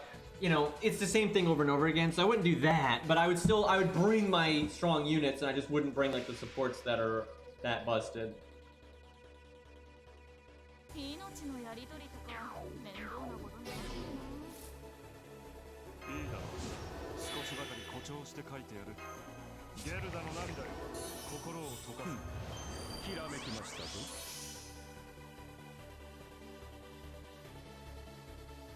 Why do I always... Why? Why? Why does it always give Musashi all of her normal card damage in the first hand, which is the only turn I can't do anything? Like, I can't... That's crazy! Like, every time! And if I play Mori, this will never happen. And what's funny is if I knew it was going to always do this, I would bring Mozart. Like, unironically, I would just bring Mozart, even though he's art. Right? The second I bring Mozart, she's never going to get Double Buster in the opening hand.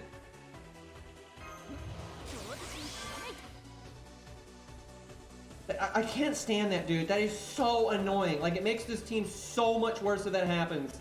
And it's just happening over and over and over again. That is crazy, dude. Because now there's no way I can break this health bar for at least 4 fucking turns. Like, it's stupid.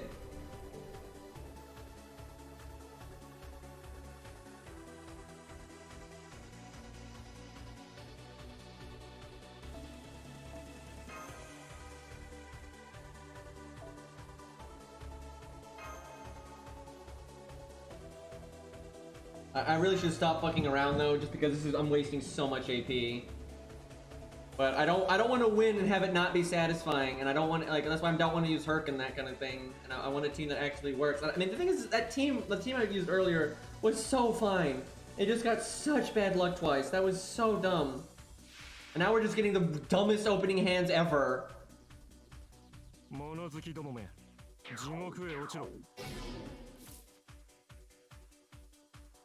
Okay, for once, we're not getting every goddamn Buster card.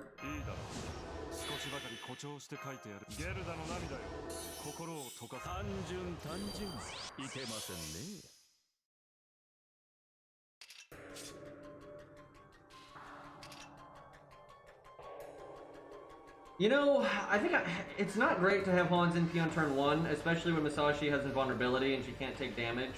So, like, the first 2 heals will whiff, right? Because the first turn you're at invulnerability and you're at full health, and then the second turn the heal goes off before any damage. So Hans will only heal Musashi once if I NP right now. But it lets me art chain so that I never have to worry about NP gain again on Musashi. I have no idea if that's worth it though or not. Like, I have no fucking idea.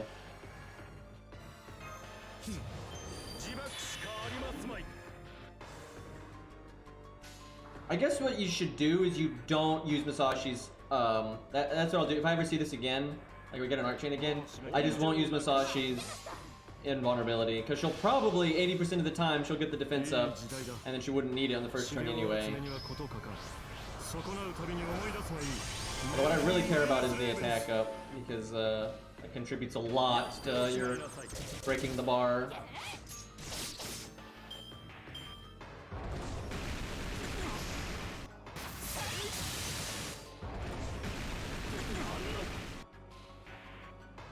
Maybe I NP the first. No, the second health bar is so much bigger.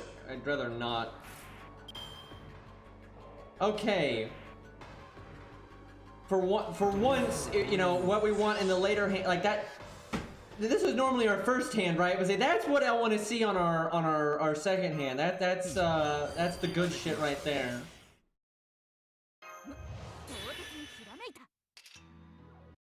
I almost want to heal Qin Gong. Just wait. Do I care if he dies right now? I put David there. It's really iffy. He will get healed. I mean, he might live without the heal. I should probably save it then. Because it's not terrible. I'm not really sure if it's good if he dies or not, to be honest.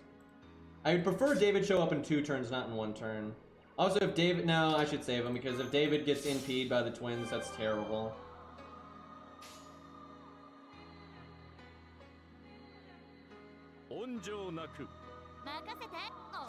It should break without RNG. So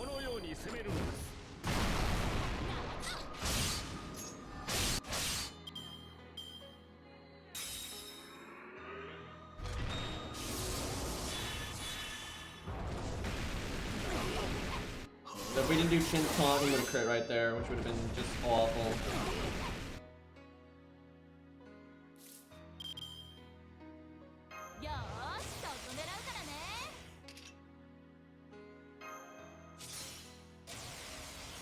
I mean, Chin, the thing is, David could still get NP'd, so maybe I shouldn't have saved Shingon, because yeah, there's no, one of them is going to die before they NP, because they haven't been getting their charge thingy. Or actually, I guess on this bar they don't have it, they just can use their own battery skill.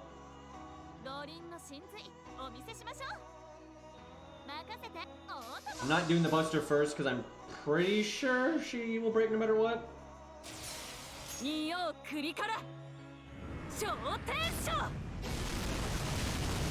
This is really smooth if you can get the Buster crit like on the second or third hand, right? Like then it's really fucking smooth.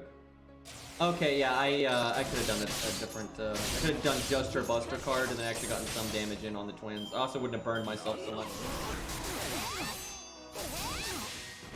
They triple attacked Hans. Really? Like, because now he's probably gonna die to the burn. I'm not sure. He'll either. I don't know how much they do per stack. If he dies to the burn, that's really bad, because then there's less targets for them to pick from. Like, if they attacked him twice, sure. You know, or once, even better. But nope, they gotta do...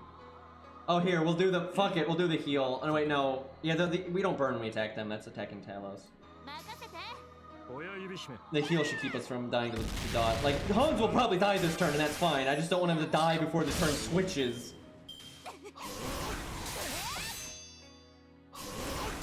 Although it would be ideal if no one died, because then David couldn't get NP. But now David literally shows up on the NP turn, which is not good.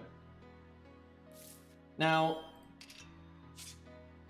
he can face tank it if Hans lands the defense buff. I think he can face tank. I don't know, maybe not. It'll be close. Yeah, I think all will be for naught if David fucking dies here.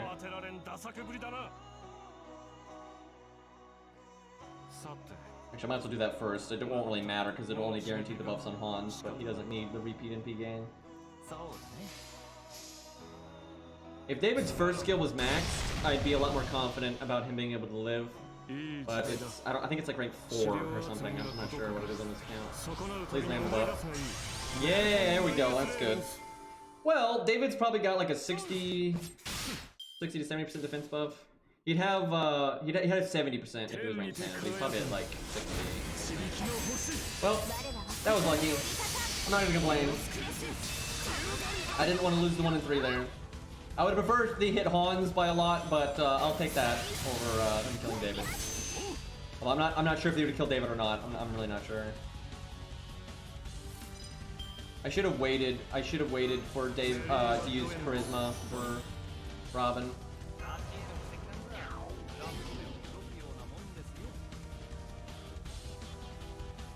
So, this might look really weird, but I kind of think you don't NP on David, because he can break anytime.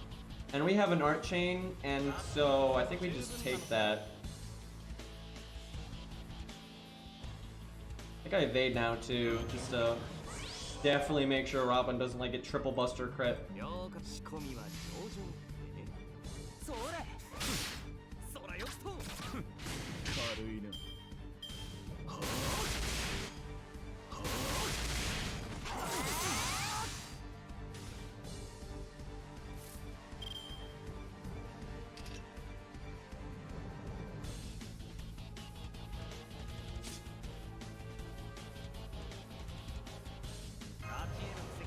Probably should have saved that in case we get an awkward evade, like if Robin almost kills with his NP but doesn't, so I should have saved the sure hit there.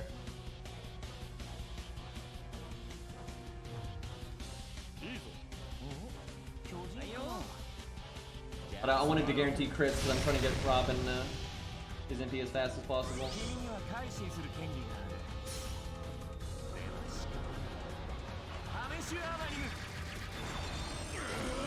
Fuck, that's like not quite as much. I should have done a more damagey combo.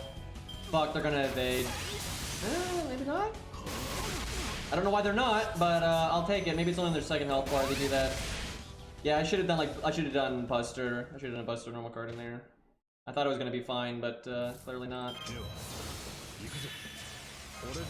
I definitely like this better though with George just now showing up.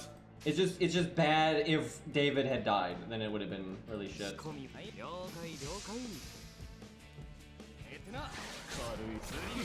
So I should not NP on Robin until I absolutely have to, because I'm only gonna ever NP once. It doesn't matter when I do it. I want to make sure it kills them so they can't evade.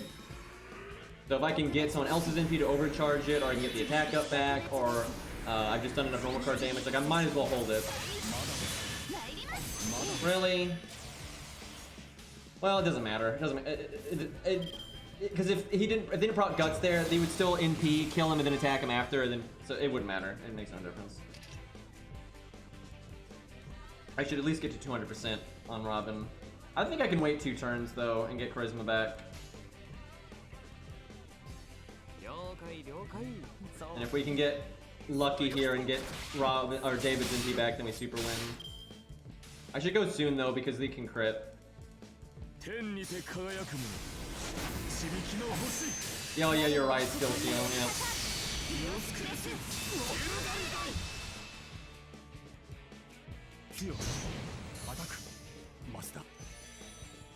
I can definitely wait though until Charisma's back.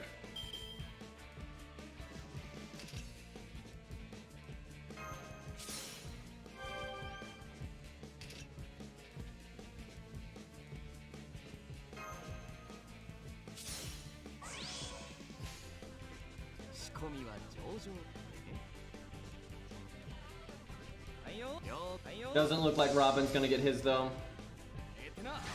Or David. I probably shouldn't have evaded David then. It's not that important.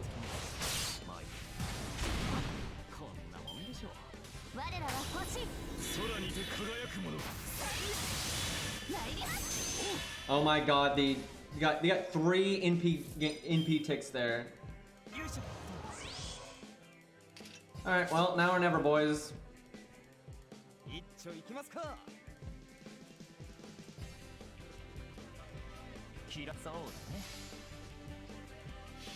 We've got 200% and charisma. Oh, yeah, that's plenty. Never mind. I wasn't really sure where we were at damage wise, but no, we're fine. Excuse me. We even if we hadn't killed, we might have been okay because they would obviously only killed one of them. If they'd hit David, because David would have done art, so he'd have his NP. So if David lived and then they killed Robin and then evaded or something, we could still sure hit and kill them. But if they killed David, we'd have been in trouble. But that's why I was saying I probably shouldn't have evaded on Robin when I did, because then if David was the one that got NP'd and Robin is the one that lived, Robin could then 3rd skill and get sure hit and probably finish off whatever health he had left. Okay. I'm satisfied with that. We didn't, you know what? I should have Z'd the app, and I should have done it one more time with Herc, just to say fuck them, right? Because Herc gives you so much wiggle room there that, you know, the team can be garbage.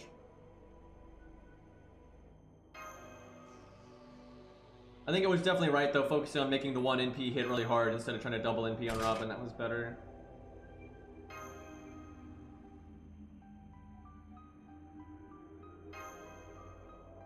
I still wish the front row could have been better though. I feel like, oh yeah, Aphrodite shows up here. I forgot about that.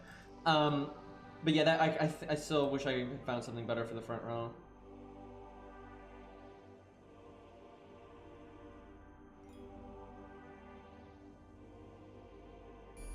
I'm not gonna handicap myself so much for Demeter, so I'm actually not that worried about her. It'll still take a minute because she's a really. She's like, it's really different from the fight we just did, because she has like no RNG at all. She doesn't do random actions, she just set things every turn. And then because she's an AoE unit, there's no like, oh, who's she gonna hit? You know who she's gonna hit. Everyone, right? So there's very little RNG in the Demeter fight. The only RNG in it is if she crits or not, which if you really want to invest in that, you can bring units with crit down and stop that. And then if you crit or not, and then how the deck shuffles, right? So there's still some RNG, because there's just RNG inherently in the game, but there's so much less RNG in the Demeter fight than normal. It mostly comes down to just use the right setup. And if you can lose because you get, like, maybe she triple crits or you never crit or the deck shuffles in the worst way, and so you're like, but if that happens, that means you were only on like the edge of being able to beat it anyway, and there's probably ways you can shore up the team so you have enough wiggle room to win for sure. Because there is less RNG, right? Some of the other fights it depends on the fight, but some fights just have mechanics that are just so RNG that you'll have drastic value shifts, right? Like the twins, if they proc battery every time they attack versus if they never proc their battery, that is such a large value shift. Like that's not a turn or two, that can be, you know, 3 or 4 turns worth, because like, they might kill the wrong unit and blah blah blah. Like there's so many things there, and that's hardly the most RNG fight out there, right? Some fights there's so much RNG in it that the value shift is just like the barometer of, you know, how good or bad it can go is just huge. Where with Demeter, there's variance, but that variance isn't that big. Now the Demeter is just harder than like the fight we just did, period, but it's not so fucking random. But it's certainly harder than a lot of the other fights here. But it's hard enough that I don't mind using, like, you know, the big guns. Or in this account's case, the big gun. Oh, speaking of Demeter, there she is right there. She gets so screwed over in the story, man. She has a really bad time in Lostbelt 5. Most of the gods are not in a good way. Like, most of the gods are either dead because they rebelled against Zeus, because Zeus is such an iron-fisted tyrant in this, or they're living under his oppression and they're not really that happy about it, right? You know, I don't know what I would do if Demeter got rated up, because I'm trying to save up for other things, but I don't mind her. I don't mind her character, and she's green. So, yeah, I don't know. I would certainly throw, like, summon tickets at her or something, but I don't know if I would, like, actually roll or not. It would depend on when she got rated up, and then, like, what her gameplay was like, and that kind of thing. But, yeah, I don't mind her character at all. I like pretty much all the Olympian gods in FGO, especially their avatar forms. Their robot forms are kind of weird, but, all of their avatar forms are cool.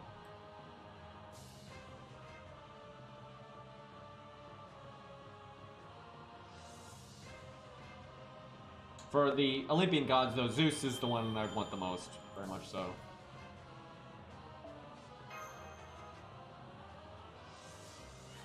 I think we 1v1 Musashi in a little bit.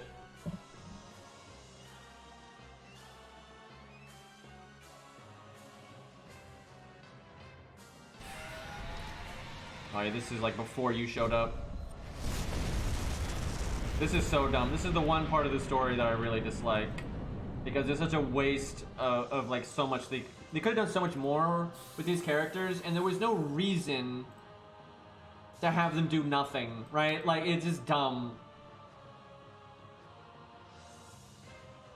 I mean, Ibuki's hair is more aqua than green, really. Like seaweed or something. I may be remembering it wrong, but I'm pretty sure it's just aqua. And like, there's no difference between like the different servants that are here right now. Their difference in power level is dramatic, right?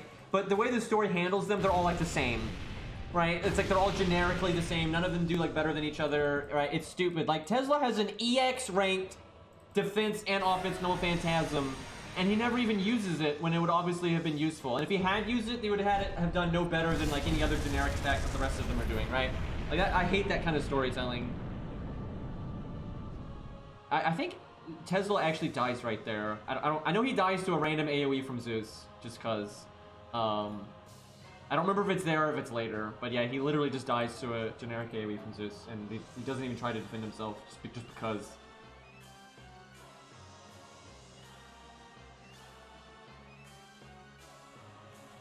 I hate how they constantly use Mordred and constantly have her like not be meaningful, because now they're not going to use her for anything meaningful in the rest of the Lostbelts now, so it sucks. So I'm pretty sure Canis has been on the boat this entire time. Like pretty much ever since she got dunked in the water since Lostbelt 5-1.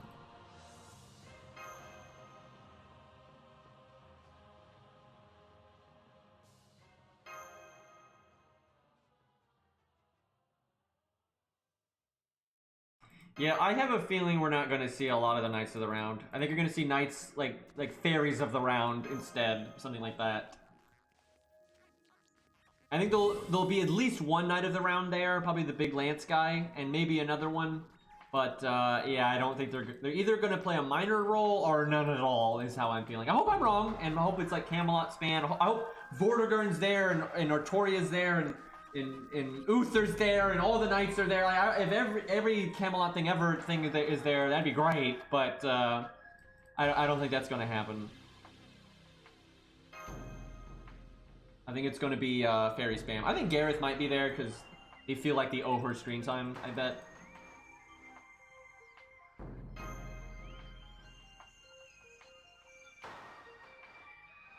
Oh, good old Guadio.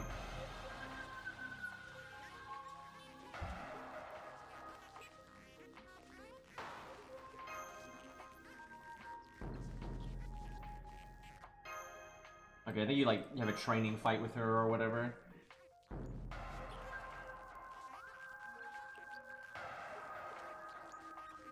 Oh, we can actually, here, I want to use my my Calamity Jane, because I just rolled on her a while ago and lost all that fucking SQ to get one copy of her, so, I used Billy here originally on my main account, so we'll do, Calamity Jane and see how she does. They're wanting to test her out some anyway. Or, we could use Tesla. But we should probably save that for something else. But also Tesla's still NP1. But I do got my 10-10-10 Tesla now. But yeah, I'll try Calamity Jane because I just got her up, so. We'll use Martha soon for obviously something rather important. I haven't decided if I'll put Martha in the front row or the back row yet, though. We'll see. Alright, let me give Calamity Jane command codes because everyone obviously does better with command codes, but Calamity Jane really has unique synergy with command codes because the Star Bomb stuff allows her third skill to do more than it normally does. And so the stars do more than what the stars normally do. They get a little extra kick, so. So, who did I give those to? I think I gave them to Billy. I did, okay. Let's see, we'll give her Star Bomb. Want to give her some kind of crit thing, maybe on Buster, then maybe Star Absorb on Art, and then maybe Merlin on Art, because double MP is nice. Or Heal. If the fight goes on a while, the Heal is really good on her. But I'm not sure how. I don't remember how hard this is to solo, so I don't think it's that bad. Although, doesn't she have Sure Hit or some bullshit? I remember with Billy, it was very kill her before she kills you kind of fight. So not exactly a longevity thing.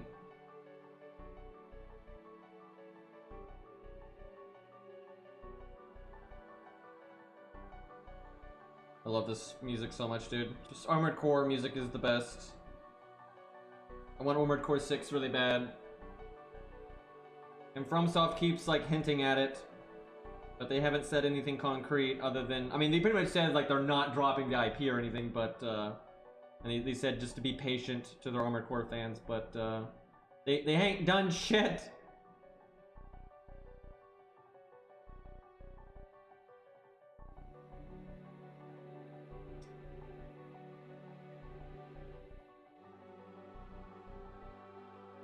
I guess I'll just do the Star Absorb 10% crit up on the art card. I should give her the 25% crit damage one, but the reason I'm not is because I'm too lazy to unequip it from somebody else. So I'll just take the 10% and good enough.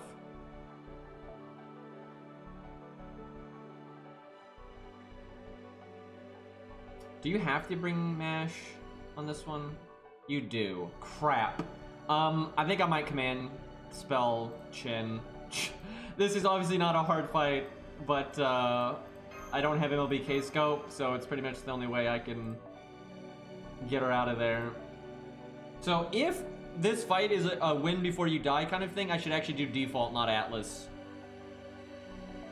Because it won't go on long enough to use my skills twice, but I'll bring Atlas and see what happens. Okay, no, I'm gonna have to, because I didn't bring regular K-Scope. If I brought regular K-Scope, I could have like seeing if Chin got double art card in the opening hand and not command spelled, but he's at 0 battery now, so that won't work.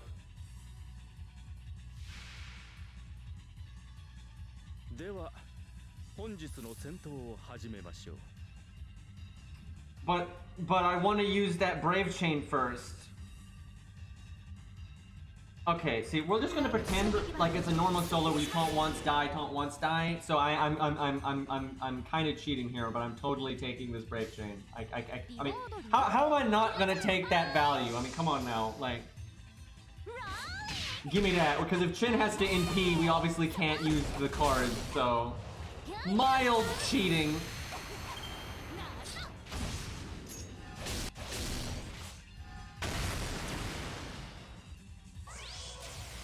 Oh yeah, she has permanent, at least the invulnerability is good then, but yeah, she has permanent sure hit. But she might cast Pierce Invulnerability at some point, like as a gimmick. Because obviously if she casts it, you know, it goes away in 1 turn, so it won't work with her NP. But she might be scripted to use it or some crap, they do that sometimes.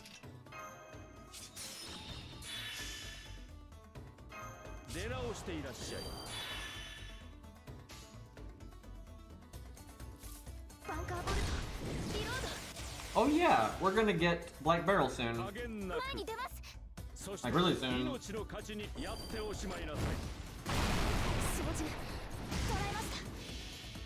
Oh yeah, no problem, Finn. Dude, I feel like I'm cheating because, you know, I guess that I'm a streamer. People send me pictures in Genshin like crazy. So I like logged in and I have this like wall of pictures for that event. So I kinda like cheating. I tried to send as many back as I could, but too many people are sending them to me for me to be like spot on about that. But yeah, streamer privilege, by the way. Do I do my... Look at her guard and the crit down when she's got a crit buff too. So I could do my second skill for the attack up, but we might... I don't know if we need it or not. I'd like the drain now. I'm gonna waste the battery, but fuck it, I'm doing it.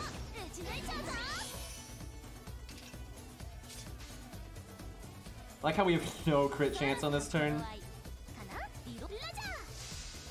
I really want to overkill because you get more stars in overkill than you can get if she gets overkill in her quick stuff, she will get Nick 50. But if she doesn't, she won't. She also needs to land the quick down. Thankfully she did. But she guarded the defense down, so we're not actually gonna get that much overkill. That sucks. I'm probably not gonna get it. Yeah, you can though. You can see it. We're so close. Also critting. You can get it with critting as well, but obviously we had no crit chance there. But yeah, if we'd done a bit more damage, we probably could have hit 50 there, which means we could have gotten the battery and everything. Unfortunately, this is kind of a bad turn to use our third skill because, well, it's not that bad. Because the evade's never going to do us any good.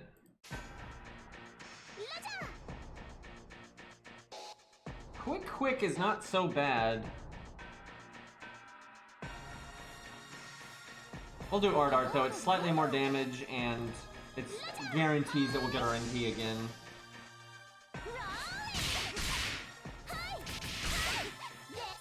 This is pretty easy though, the boss just she needs a little bit more health in my opinion for that to be a thing.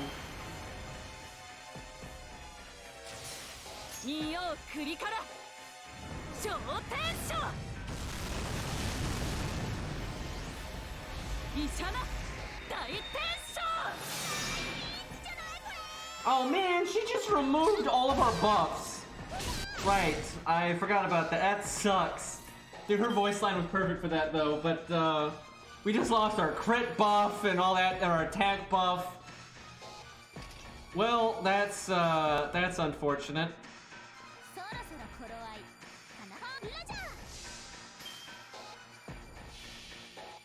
We might be in a wee bit of trouble now.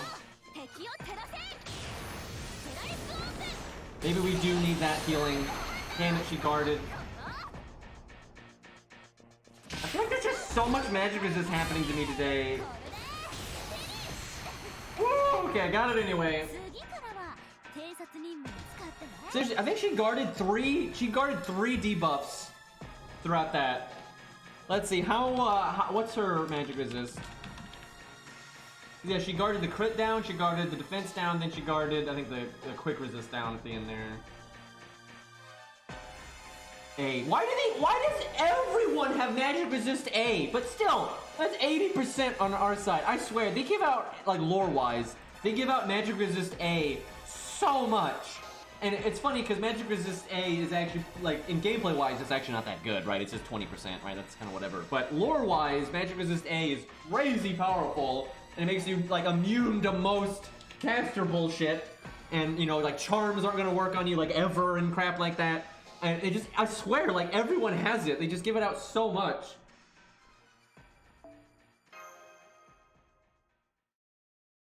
So you get magic resist A, and you get magic resist A.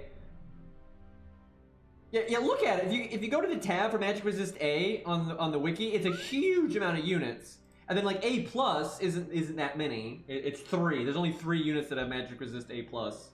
And then there's, I think, 4 or 5 with EX. But EX is normally, like, hacks nonsense. I feel bad for casters, lore-wise, when they have to fight a bunch of people with, like, some crazy high magic resist rank. It's like, this isn't even fair.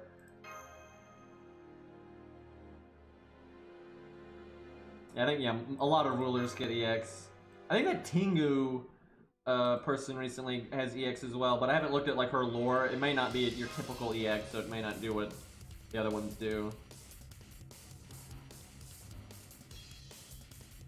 I like how Gilgamesh is really low magic resist, but it says in his character material it's like a lie. Because, like, his inherent magic resist isn't that good, but because of Gate of Babylon, it's actually, like, just, you know, ungodly high, and he has all these items in there that can make it super strong. So he ends up basically immune to... Oh yeah, I completely forgot about them. Yeah, he's, like, basically immune to most magic.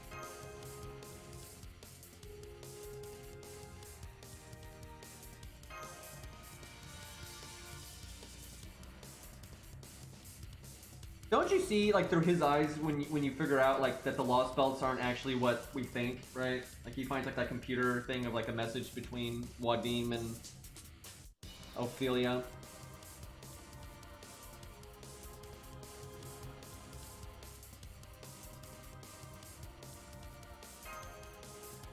That's, like, AI Tesla right there. Because, yeah, all the servants that were, like, there before died, but they, like, made an AI version of themselves, and they, like, help you throughout it. But, yeah, it's kind of lame.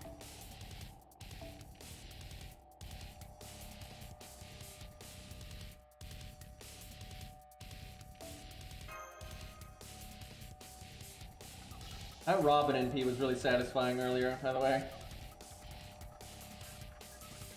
I have absolutely no idea what we're fighting right now.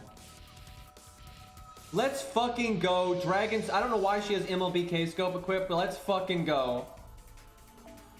Sadly, this account doesn't have... Do I have any dragons? Let's see. We got Lantoria. That might be our only dragon that's leveled. I think it is. Unless I'm, like, really missing something. I think she... Yeah, she's our only dragon unit. What the fuck? Well, we can give her more damage, so that's the thing. You know what she needs to help with her NP woes? Black Grail. There we go.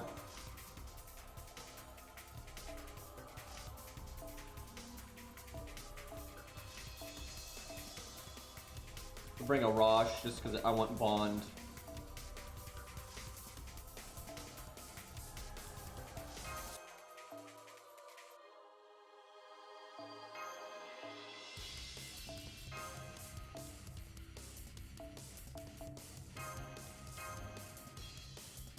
We're having MLB K-Scope is actually pointless because she's probably not gonna need the NP on turn 1, so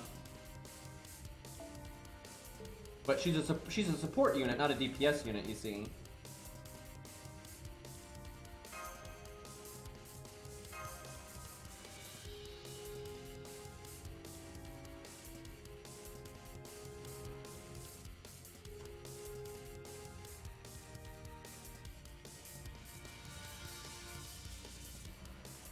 Emiya can probably increase his magic resistance too, like probably not as well as Gilgamesh, because Gate of Babylon isn't limited to blades, right? It can have mirrors and cups and bombs and vehicles and tables and literal food and that kind of thing. So obviously Gil has more ways to get magic resist, but surely there are still things that Emiya can trace that give magic resist to some extent. Now, Emiya can trace things that aren't blades, but it takes more effort and mana and whatnot, and then Unlimited Blade Works won't store them. But if he sees like Emiya can trace a car, like he can. If Emiya sees a car, he can trace it, right? Now, he's not gonna do it as like efficiently and stuff as he could make a sword or a dagger or something, but he can still do it. Oh, these are the only enemies.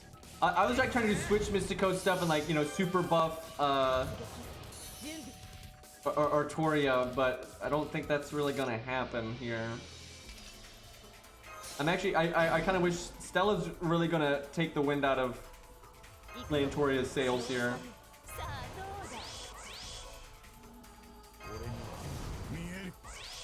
Because they're not gonna have that much health left anyway. She might not even NP before the stage is over. Should not have given her Black Grail. If I just buffed the Rosh, we could have just won with that, I think. Come on, give me her art card. Hand it over.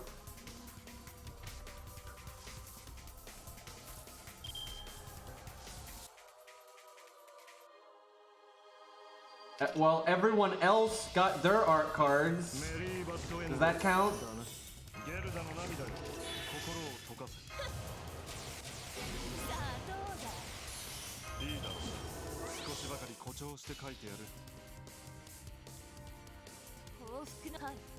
This sucks. I just wanted big Artoria NP, but it's not gonna happen. Maybe she should go to Buster cards now, and she can at least kill the last one with some stomp stomp.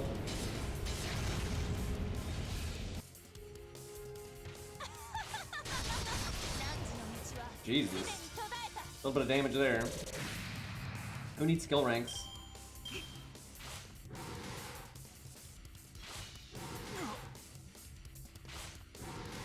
Give Buster cards, come on.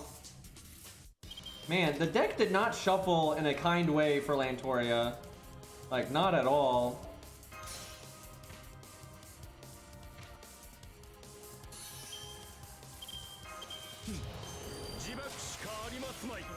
Did she ever get her art card on any? I don't think she ever got her art card on, even before Arash died. She didn't have it, I don't think.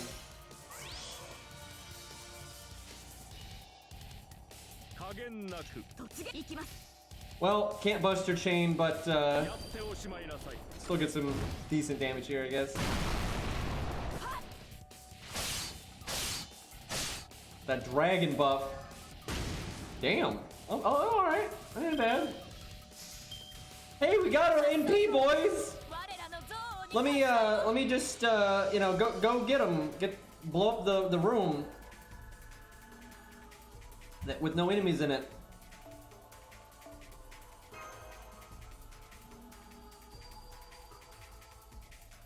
Yeah, I think she's gonna get buffed. I think it's gonna happen.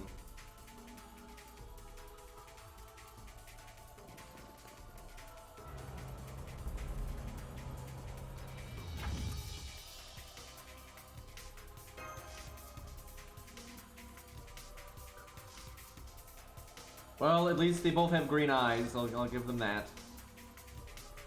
Were they popular? I don't even know.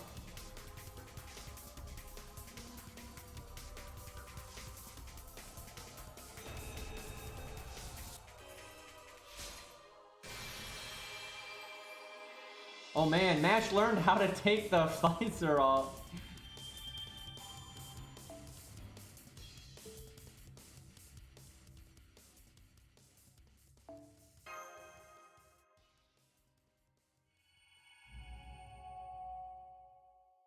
I would hope they would buff more than one thing with the second movie. Oh man, I hope they add Agravain. I don't think they're going to, but Maybe he'll be in Lostbelt 6 though, so we get him then. I mean, they're gonna add him someday. They even said they planned on it, unless they change their minds and it just never happens. And then Titan Moon is like, let's give it to Sega. Then Sega puts it in arcade. Can you imagine, dude?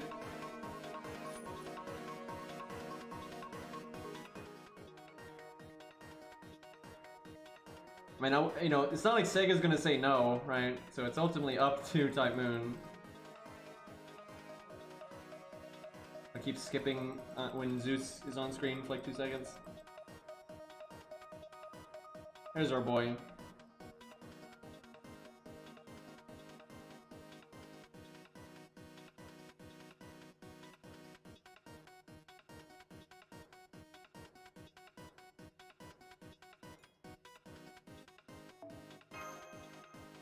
Ricky Boy was added in 2020.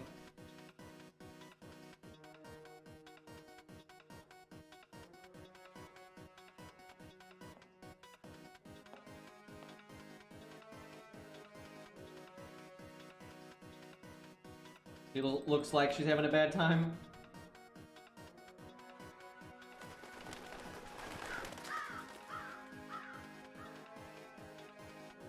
Boy, that was a stock sound effect if I ever heard one.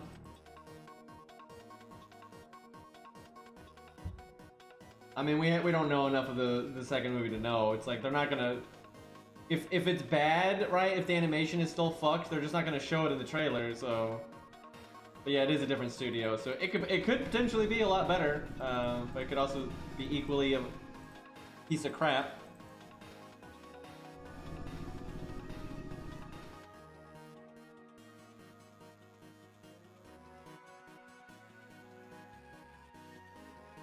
Major threat number 1. Oh, it's tied to the music. I should probably turn the music on. We have a lot of cutscenes like this and they're pretty cool, so...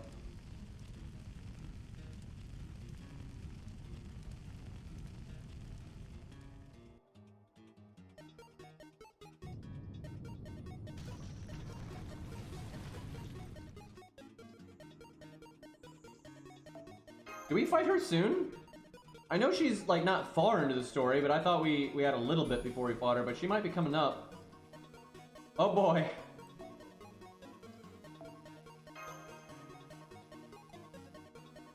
That's the big one, man. That's like the nasty. Okay, here, let's I'll turn the in-game music on when we get in the stage here.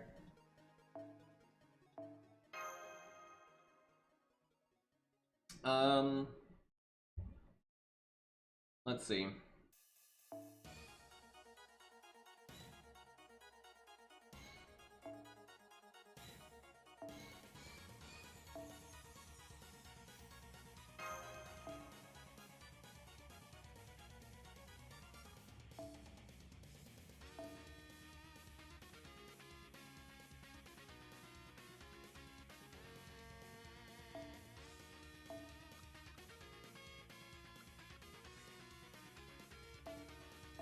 She's helping. Do I have Formal Craft? I feel like I do, but I didn't level it yet. Although maybe not. I guess there is another 5-star CE that I'm missing there. I forgot that this account has the anti-berserker command code. That could have been pretty good earlier. It depends. Like, the person that would want it the most would be Masashi. But, and you can't give it to her. But there definitely would have been ways that I could have, like, put Masashi in the back and try to use that. I kind of forgot about it. It's one of those OPCEs that I generally don't use for videos, so it's kind of not on my barometer sometimes.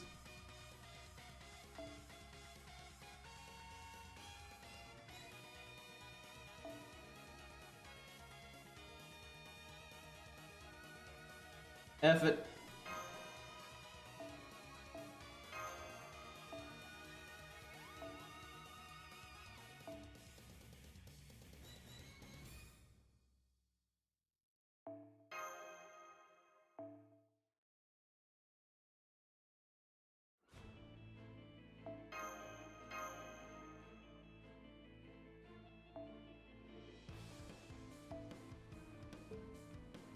I'm pretty excited to fight Demeter again.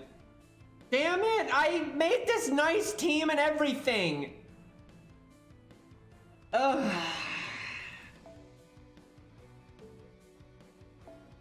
Do I have to chuck? Oh my god. Shin-Gong was gonna be so nice here, and if like the assassins had a lot of health or something, I could, you know, use the buster up on Arash and stuff. It was like a whole thing.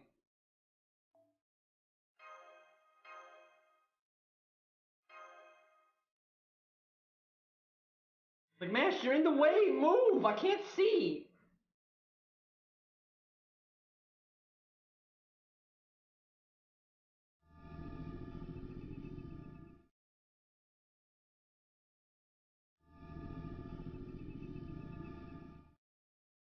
She definitely has the weirdest robot form. She gets really messed up though in the story, and like she gets kind of crazy. Pushed too far, but I think they kind of wanted her design to be wacky to kind of match how she's kind of going insane.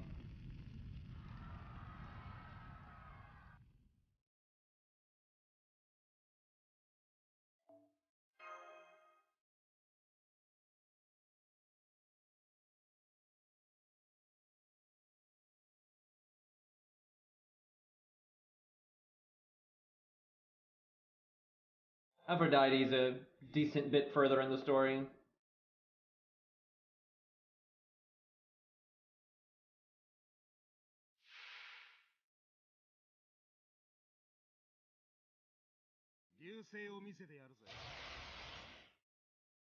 Okay. Oh, it's only these three. That's not too bad.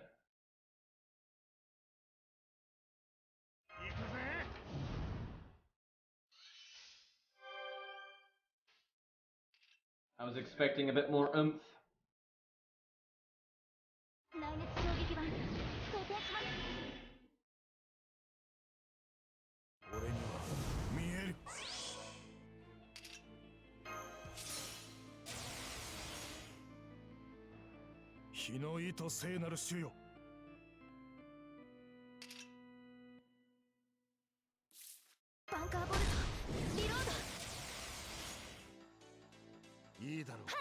We're gonna get Black Barrel any stage now. I think you get it when you fight. Actually, I think you get it after the Demeter fight ends, even though you use it on her. But you don't like have it during the boss like the gameplay section of it, I don't think.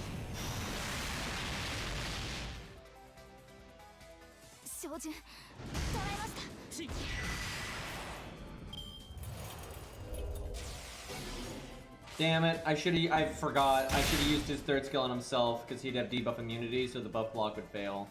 But hey, Medea with the save.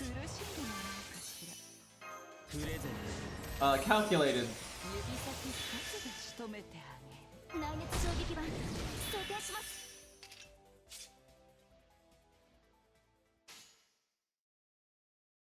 And now we watch this absolutely incredible NP damage from Medea with the Black Grail. Astonishing, absolutely astonishing damage from the blue-haired witch.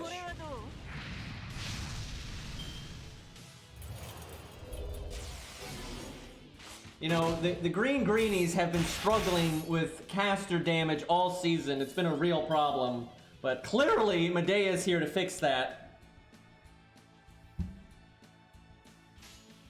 Great, great pick on their part.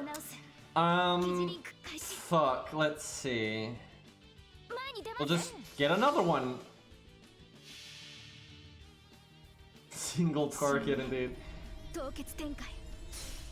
Dude, 54k, NP5, upgraded NP using Black Grail. Like, holy crap. Also, buff block is, kind of a bitch. But the only thing I really care about is the art chain and then, having Karna not fall over dead. Yeah, it's AoE without any of the benefits of AoE.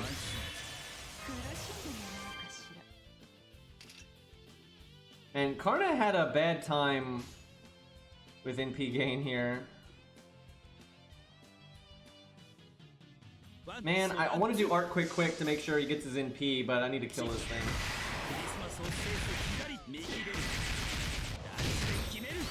You got it. Whoa. Medea not looking so good.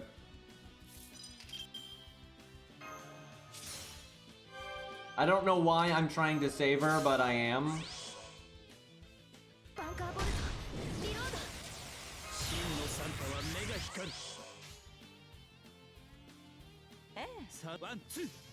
Not using her art card to get her NP because maybe she'll get attacked and get it that way, so I'm being greedy.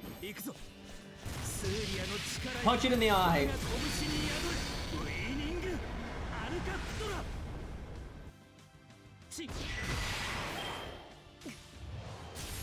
Remember when Robin had Black Grail and he hit for 255,000?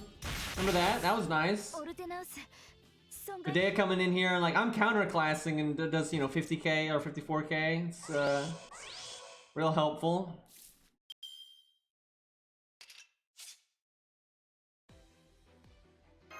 This might look weird, but it's like, I don't need NP damage, so I just finished the bastard off.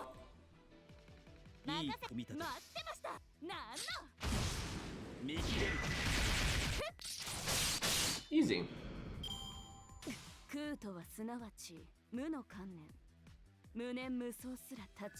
Is it time?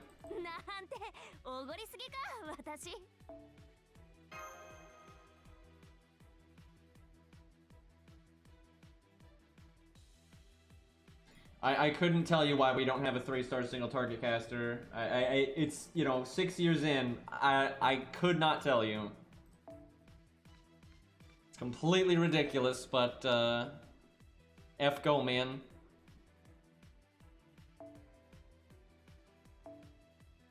He will literally do, if he has Black Grail, he will do more damage to an assassin than Medea will. If he doesn't have Black Grail, he won't, but I don't think so anyway.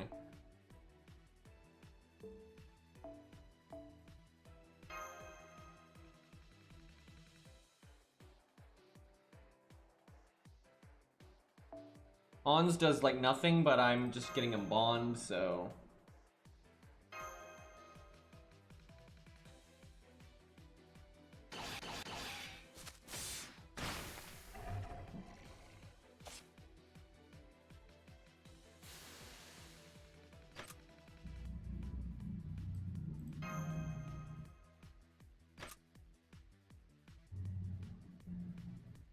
If I made a Lostbelt 5 summary video, I would totally have her like taking that on and off to like just be a shithead.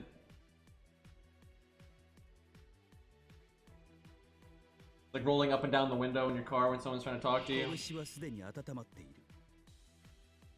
Okay, we actually have a trash wave this time. Although I'm not sure you can call it a trash wave when they have that much health, but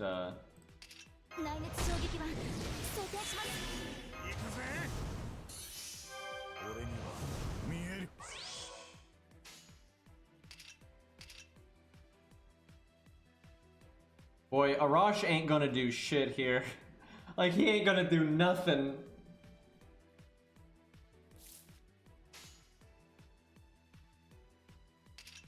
There's only 2 enemies, and the main one is a Lancer. He's basically here for the bond.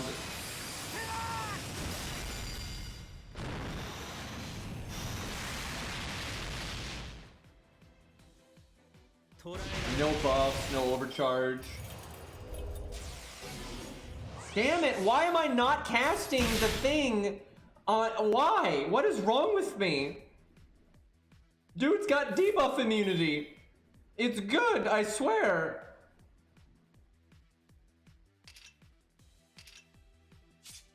Should bring Atlas too, that would help. These guys are just there to piss you off, man.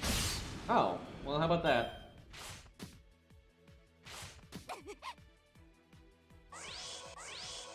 I guess we'll have Mash in P to just try to cure the thing on Karna. I could potentially kill it right now. I don't really want to though. I'd rather impede before I switch things.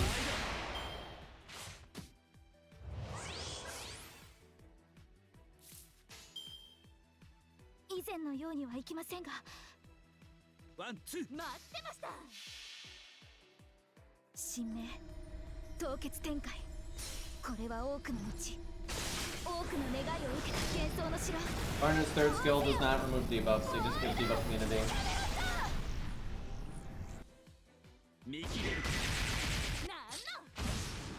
Hold on 1 second. I forgot to turn my Steam off, and it's like trying to update right now.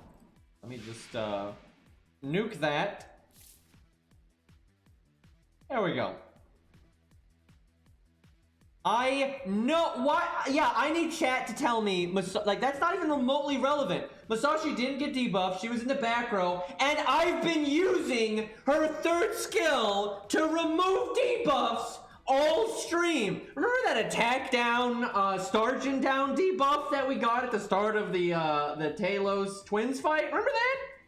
I wonder how I was getting rid of that. Maybe it was the third skill on Masashi. That is a goddamn Nanomachines Hydra, and I don't. Why did I put Masashi in the? I thought Ku was in the next back slot, but apparently not. I really did think Ku was the first replacement, but that's not great. That is bad.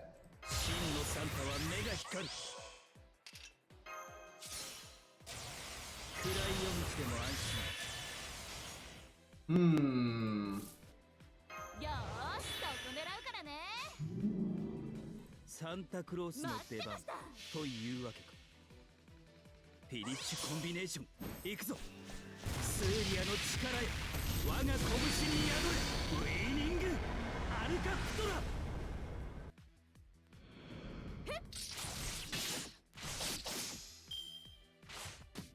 Dude, Nukehead's third skill does like the worst skill order ever, and so it's debuff clear, but it's after trying to apply the other effects. So if you have buff block, it'll still fail, and then she clears the buff block.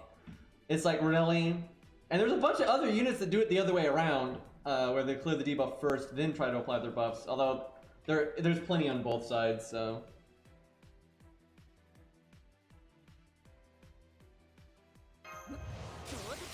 Well, if someone could die, oh, that's buff success chance down, which is similar to buff block, but it's a bit different there. So you have a chance for your buffs to fail.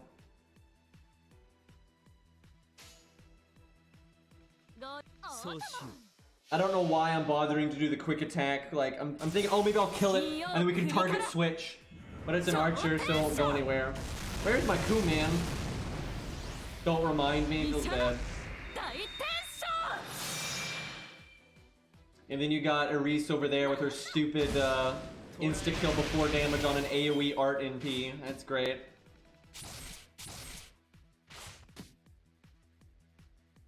I think they intentionally wanted her to be good at farming, but not optimal, right? They wanted people to still gun for Melt or Fionn or whatever.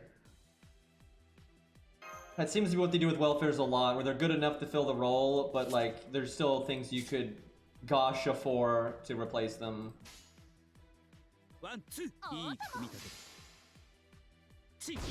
you have Kentoki. That's a fun one. Okay, can somebody die? Like, seriously, we need Ku now. Someone could just explode, that would be fine. Mash Hero. I'm literally not using her invulnerability because I want her to die here. Guess what, Masashi live. Even though I don't care if Masashi dies, but you know, extra targets, I suppose. Really though, I'm gonna let. I should have let Masashi die. Just get Ku out and let it end. Yeah, Chloe and Kentoki are better than most welfares. Cheeky, Kentoki, and Chloe are better than most welfares. I mean, even them though, there are, you know, Gasha counterparts. Oh god, Mash has an inherent guts in this stage. From now on, I think she does. She just always has a gut skill built in. It's like a passive. Anyway, but they are way better than like other 4 stars generally, so they definitely hold up better than most welfares. メリーバッドエンドだな。いいだろう。少しばかり誇張して書いてやる。まったく。行くぜ。任せな。本気か。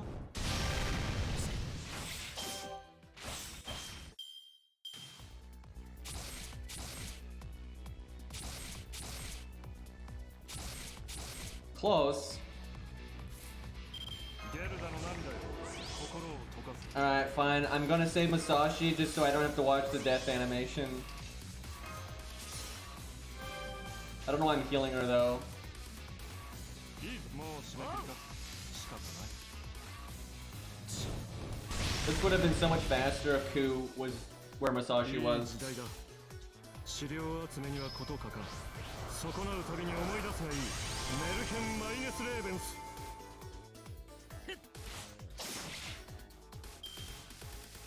See, the sad thing is, they probably are going to main interlude the Kentucky event, right? But they're not necessarily going to let you get Golden Sumo again.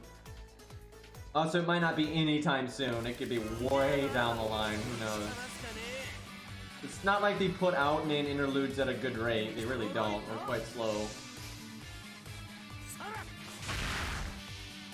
The best thing they've got, though, like the thing that means, like, we might get Golden Sumo, and it's because it's an event CE that gives bonus damage, right? So I think they might give it because of that. Although on the flip side, they might just like lower the stats proportional and not have the bonus damage, or they just don't main interlude it because of that.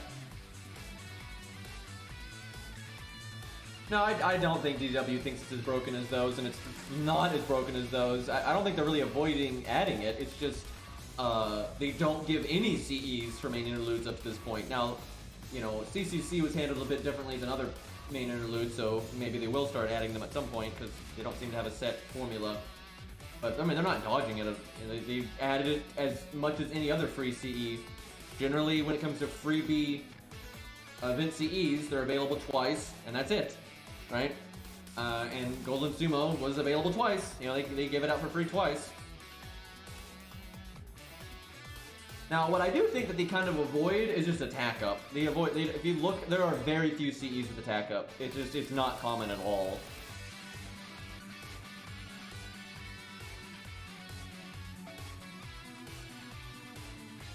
Man, I thought Demeter was coming up, and it's just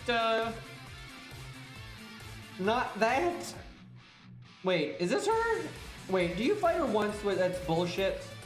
I think we're about to fight her once that it's bullshit. So it's 5 AP. So this is like the preview one, and then so I think she's next. I think this kind of shows you can't, because like lore wise you can't really beat Demeter without Canis' help. So this is like, oh man, you need help. Let's see. We'll just bring whatever. We'll bring riders though, just to not get like run over. But I think this stage just ends in a few turns or some nonsense.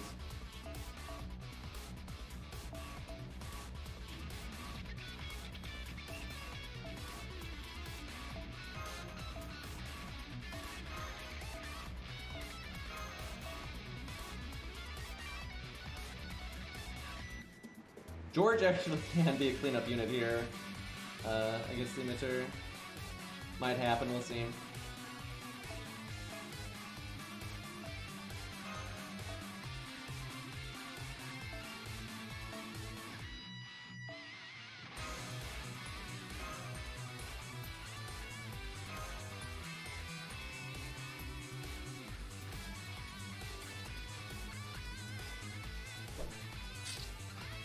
Black Grail George, it can work. Boss feeds you a lot of MP. You could Origin Bullet as well, because then his normal attacks are better.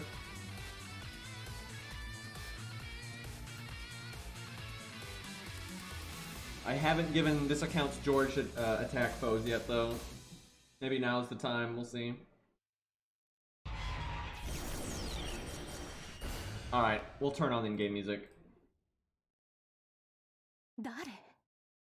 カルデア。ああ、いけない子たち。罰を与えないと。牛若丸と覚えてもらおう。I think it's this one? Yeah. Okay. A lot of value out of this skill here because boss is AoE.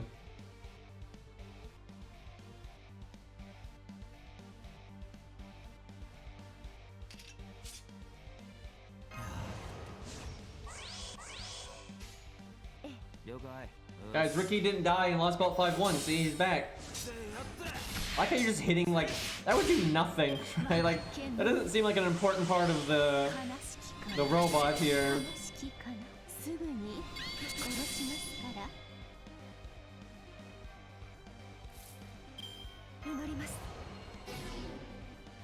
I do wish we had Alex, though. That would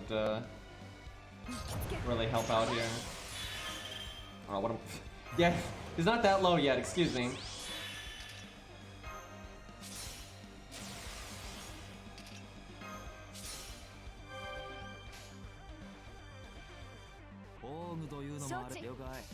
Let's go, Ricky.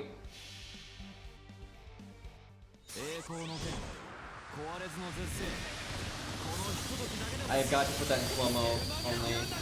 Looks so much better. I'll do that before we fight the 5K. Yep, okay. Yep, that's not the best. This is where I've had a really good account on like my main account. Oh my god, if they had story replay, remind me for this stage. We should do like on our ult account, we should do double like doorman. Oh, you can't double story support though, but we could doorman and skullfucker salami, you know, and try to use command spells and try to get a lot of dots in before the fight's up. You could probably break if you try really hard. You might. Well, the heal per turn would make it tough. You could work in Paul though, just like I did with the stupid whale. It'd be tough. This would be tough to break. I don't know how many turns to give you, but her healing makes it so much worse.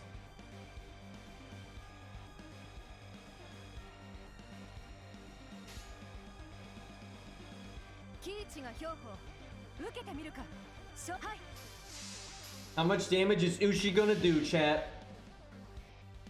I'm gonna say like 4K. I was pretty close. I was 4.7.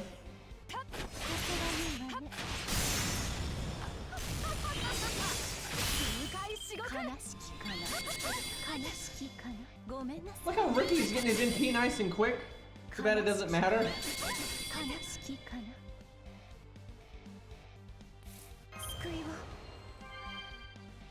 We're struggling in vain, chat. Ain't it sad?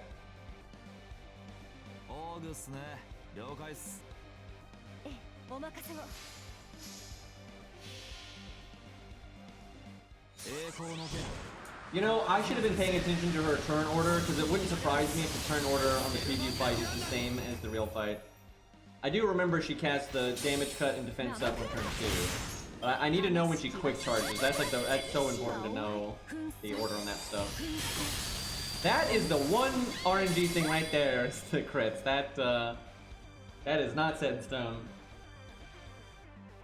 Nobody died! How about that? Hey, Ricky with the bond up.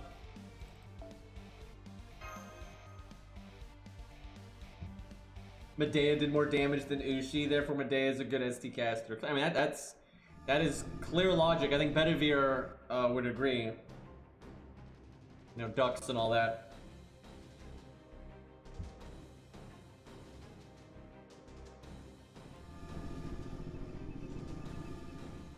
That's like some Star Trek sound effects there.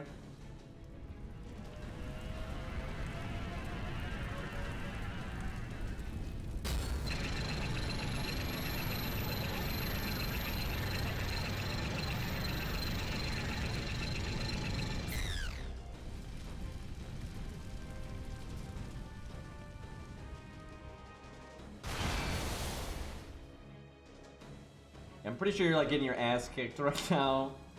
Not going so good.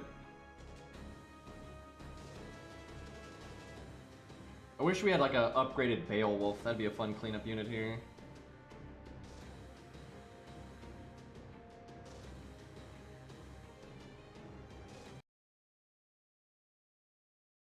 Okay, is this the real fight? Or we Are we ready, chat?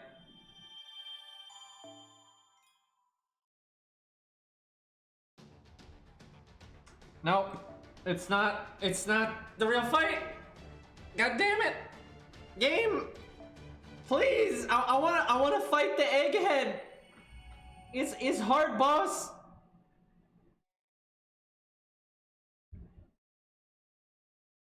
It's not gonna be a 5-hour stream, but I want to fight Demeter. I mean, come on now.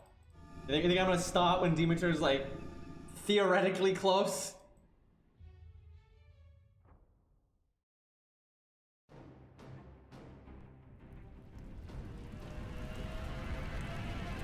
Is she gonna explode again? Wow, who saw that one coming? Can she help us out in XCOM? That'd be real good. When we got those turns where there's just too many enemies around, I think that'd be really helpful.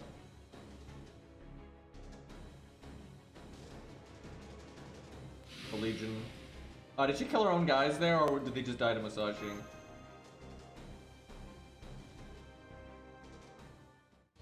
Oh, there's Canis.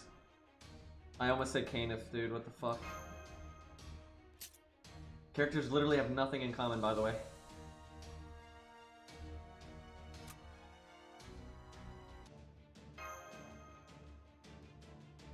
I don't think the flashback is now, but the flashback is really funny. With the, French bread and all that. The funny thing is, the meme is she's helping you because of that, but she's really not. Like, it was more of like what... You know, it showed that he was, had good manners, right? That kind of thing. Okay, I guess this is just like some whatever fight before Demeter. Can you bring anything else? Yeah, you can bring other stuff. You just can't move them, I guess. You can't even put them in the front. Game, please. Anyway, could do Herc, just cause. The red press red. We'll try to get her in peace. That's fine.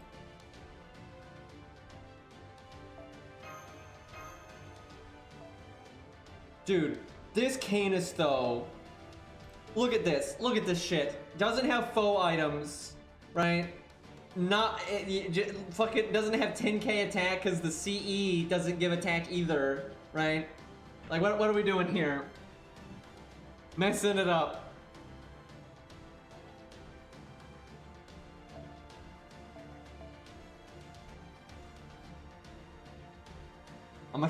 Even though they're Lancers, I'm gonna bring a Rosh just for the bond. What? This account's doing it, man. He's getting bond 10. It's gonna happen. Where's he at? Bond 7. That's a ways off. Hans is getting there though. Yeah, he's almost bond 9. Hell yeah.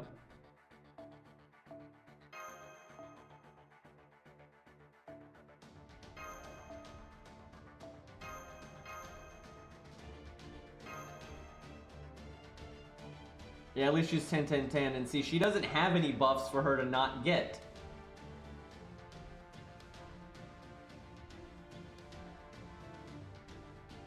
Mine just got bond 10, nice, eh? I don't have it on any account, but sometime. Yeah, there's 5 enemies.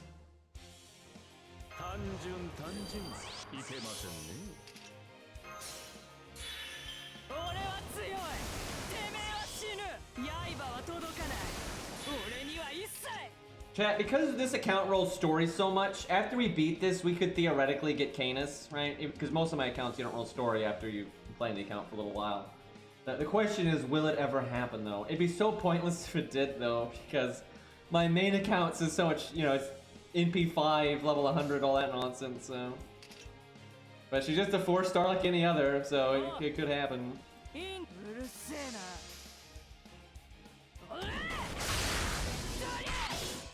Oh yeah, she removes their like thing. Something about like her spear or whatever.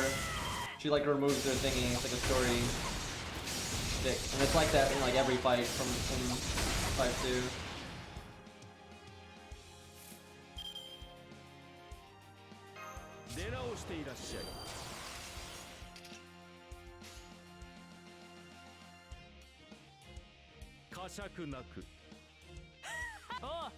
I don't know how much damage she's gonna do here, because again, 9,000 attack, CE that doesn't give attack up, buster up, MP up, any of that, so might not be that good.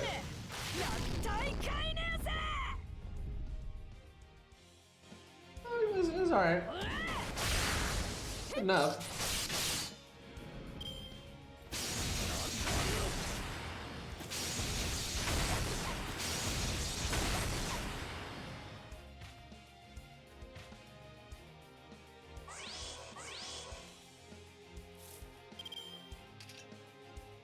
I probably should have done the buster up on that one because Musashi's not gonna need buster up like with her single target NP. We'll use it for normal card stuff though.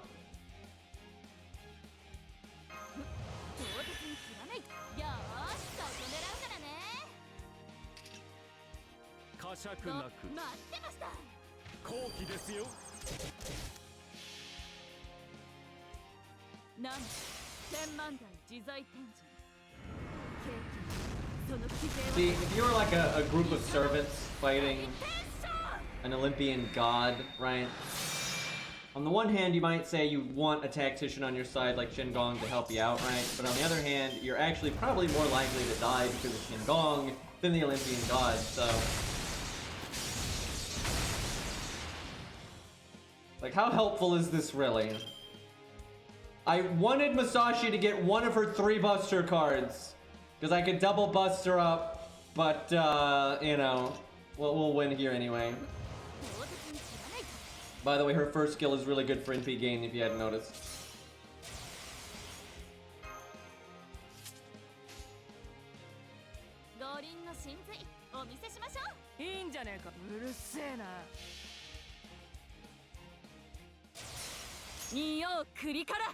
But it's hard to use. It's so straight. It's funny because it's so straightforward. You just have a decision to make if you want to use it for big normal card damage or if you want to use it for repeat NP. That's it. But having those options is good, right? No one would say having a skill that allows you to loop your NP super easy is bad, or a skill that allows you to have more normal card damage is bad. But it does both, right? You just generally can only do one at a time, but, you know, that's fine. Thinking hard indeed. Smork it up. Actually, it wasn't just Game Press that said it was awkward. Also, App Media did too. I think they eventually changed their mind on that, but, okay. It's time. This has got to be Demeter. Okay, we gotta take this seriously. This is probably the hardest main story fight up to this point. It's hard to say. It's kind of dependent on what units you have. Like, Lee could have been harder for you, depending on what units you had, and you and Horse Bindo could be harder for you, depending on what units you had and things like that. But I love this fight though. It's because it's designed well. It's fine if that something is hard if it's designed well. And this is not like some RNG shitfest. Like, I would love to do this fight again on my main account, man. All right, the question is Ricky on the front or the back. Also, Martha on the front or the back. I'm kind of thinking we try that, because he loops well. By the way, there's totally... You could... I'm serious. This would probably work. You set it up to let all of them die at the same time to, like, the AoE NP, and then you just do this. And then you win. I mean, hell, he actually might just win on his own anyway. Like, he might better just solo like normal, but, that would be... I imagine she's fucking amazing here, Rex, but yeah, no friend supports here.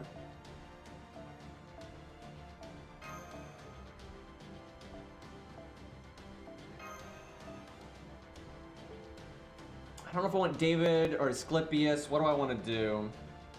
This might actually be right here. We'll see.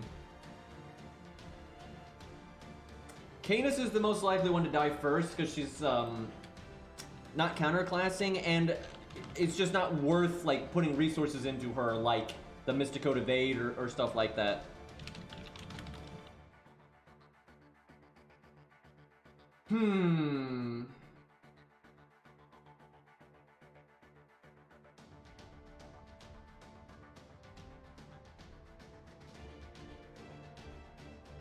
If you do a lot of damage, if you're able to, like, if the NP gain works out well, you don't actually need the buff removal right away, right? So if you did this, for example, he's really likely to NP really quickly. And you might even be able to just muscle it.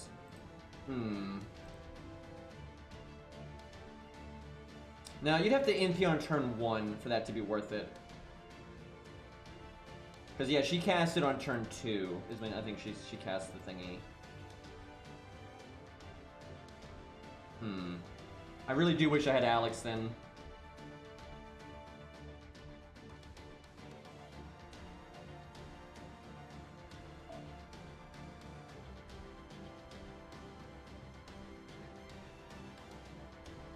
Dude, if I had Alex, I don't think we would even need Herc. I mean, hell, we might not need Herc anyway if you get good value out of Ricky, if you get a little lucky. But, yeah, just having Alex would really, really help.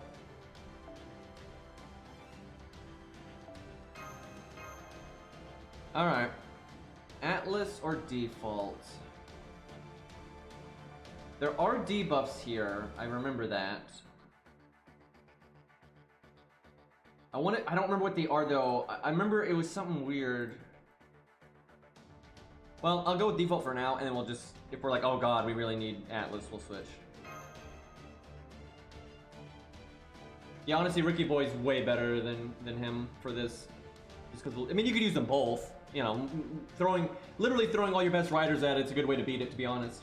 But yeah, Ricky Boy is one of the best budget units you can possibly have for this fight. And I used him in my video, but I didn't actually use him to his full potential. I could have done better. Oh fuck! I should have switched his MP to be slow-mo, and also I should change my command codes around. This fight's hard enough to. I have like command codes on mash or some crap. Well, we probably lose on our first try anyway, so. I have no idea if I want to save Canis or not. Sometimes it's right to just let Canis die, and that's that. And if that's the case, you don't want to use our third skill. But we'll use it and see. I forgot to change the CE on Martha as well. It's not good here. It's not terrible, but it's certainly not that useful.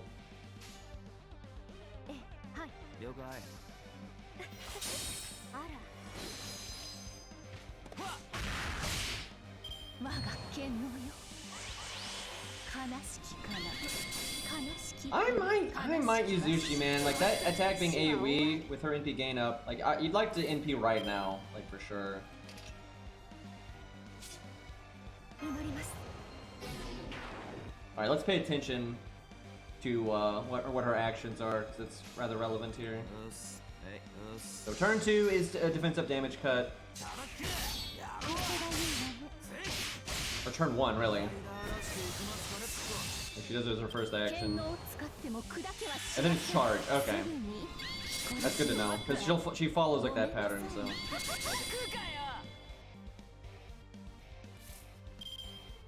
Yeah, it's definitely not bad to let, if you're pushing it on damage, okay, I'm gonna reset. This is actually fine, this is going alright, but I just want to optimize. I don't want to accidentally beat this and not have optimized. So if you're pushing it on damage, it's fine if Canis lives a bit, and then maybe she NPs with your unit, and then you break. Or if you're doing something that can NP on turn 1, maybe she'll NP the next health bar and help a little bit. But she really doesn't do anything like with this kind of setup, because Ricky's gonna break that health bar with or without her, and then she's probably not gonna live to the next one, so don't matter too much. Alright, let's give people command codes. This account doesn't have that strong of command codes, but no reason not to use them.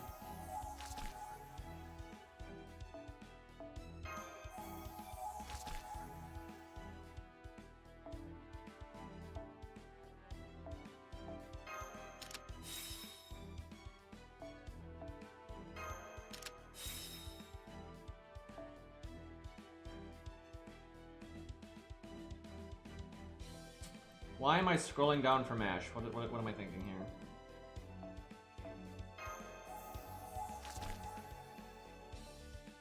If Demeter was an archer, this would be a lot easier. But it's not that bad. What would make her hard is if she was an assassin. That would be fucked. But there's plenty of good free-to-play writers. You know, you've got plenty of welfares. You've got Ricky Boy and Ushi, which are both great, right? So it's not that bad.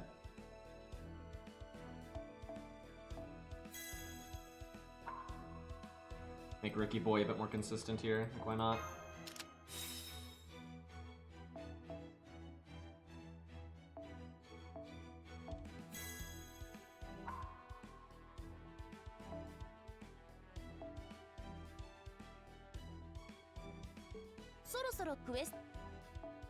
I wish I could just look at my command codes because I don't even really know what I have, so I don't know if I have that many that are worth using. Oh, an armor ignore one, that's alright. Will they give that to Herc? Because we don't have that much buff removal.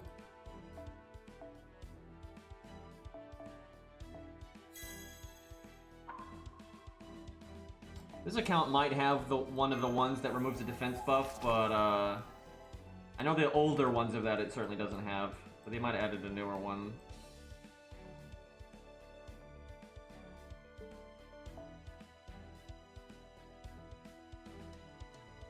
That's probably fine for now. I don't think I need to get that crazy with it. Maybe throw in some survivability, but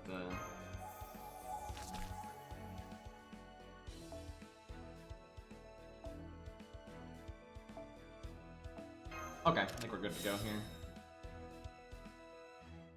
There's a lot of ways to beat Aphrodite because, yeah, you can summon Daylily, you can summon Enkidu, there's all kinds of things you can summon to just beat the shit out of it. It's still a fun fight, but it's... because you get the support system, it is so much easier.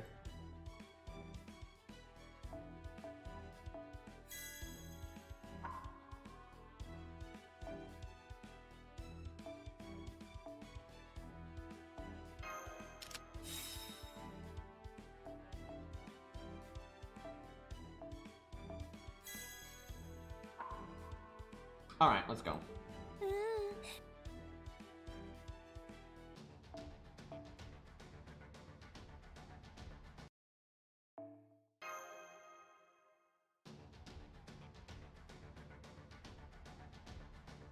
Part of me does want to use Atlas just so I can use Martha's skills faster. You know what? It may be irrelevant for this fight, like the timings might not work, but I'm planning on using Martha a good bit on this account because she's a cool unit and I don't use her much on my main, so I'm going to give her a lore. I feel like she deserves it. And I want, like I said, I want to use her. Although maybe, fuck, I tell you, if that's the one I should get to 10. Because making that a 5-turn cooldown would be awesome, but we'll still give her one on this one. Yeah, making the removal 5-turn cooldown would be awesome. Because it's 3-turn cooldown with Atlas.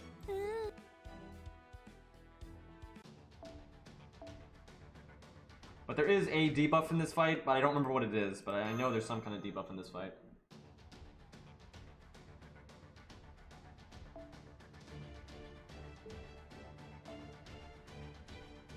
Honestly, I don't hate defense up on her.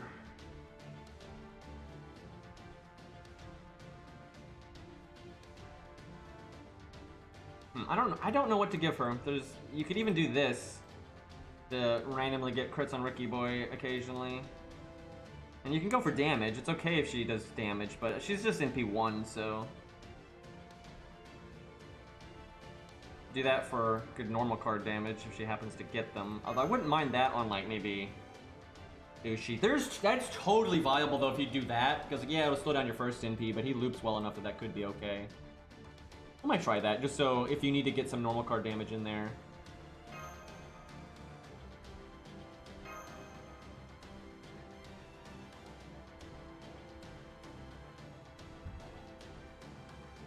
If you're worried about Aphrodite, you can always just like make sure you get Asclepius even. So a lot of ways to handle it.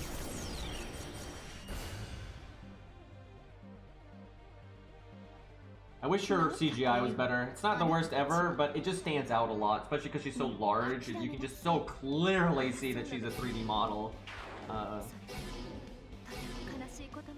They'd put a little bit more effort. I really think they should have just drawn her because she doesn't move around or anything, right? So you'd have to draw the big monster once, but that's fine, right? It'd look a lot better if they bothered to draw her like one time. Because again, she's not moving around a lot, so It kind of sucks that they didn't do that. So you really want to get one of Ricky Boy's art cards at the start, I figure. Just so you're more likely to NP like right off the bat. That's where Ushi is nice though, because you get the NP gain for the AoE attacks. Because then you're like, you're so likely to NP like right on turn 2. Where, you know, we're at fucking 96%, so kinda sucks.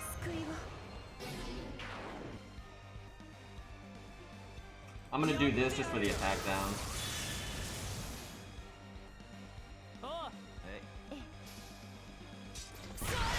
NPing right now is really good because it means you start building towards your next NP quicker, right? And that's rather important.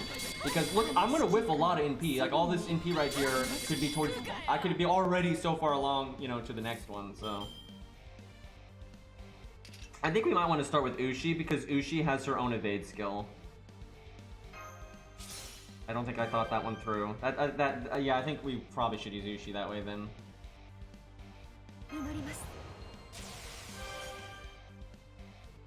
I guess we'll see if Ricky can face tank, but Ricky, if you're gonna let a unit just like NP once and die, it should be Ushi. Like, you want Ricky to NP multiple times, because that's like, that's what he does.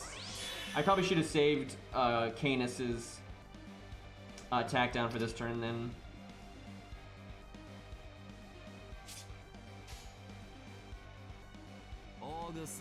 Let's see if I need any other buffs. I don't think so, because we have double defense down.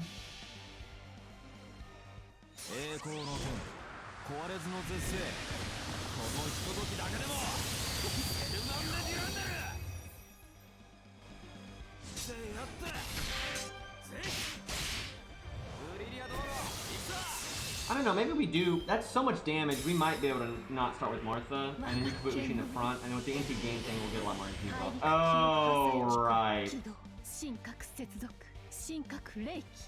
I remember this now.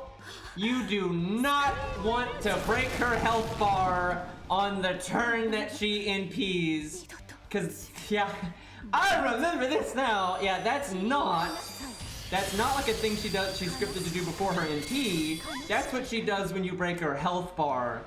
I just wasted a lot of buffs, by the way, and also, yeah, Canis did nothing. Oops! Slight mistake there. Remember when Ricky had art up? That was a good time. Do I try to keep, I mean, Ricky will die even if I give him guts. So she is going to defense up on this one. I wonder if our NP sealer on the turn she's supposed to battery if it stops it. I feel like it doesn't because, like it's a gimmick kinda. But I'll try. We'll see if it works.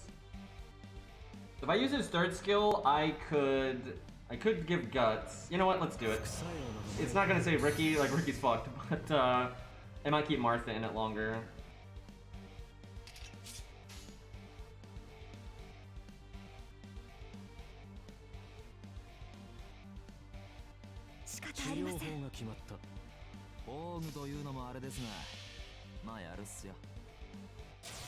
Oh yeah, her attack animations are very lazy. Like they didn't put any effort into that at all. It's a fun boss fight mechanically, but yeah, they didn't give a shit. That's why I was saying that they should have just drawn her instead of doing CGI, because she doesn't move around and stuff anyway, so they only had to have drawn her like 1 or 2 times tops.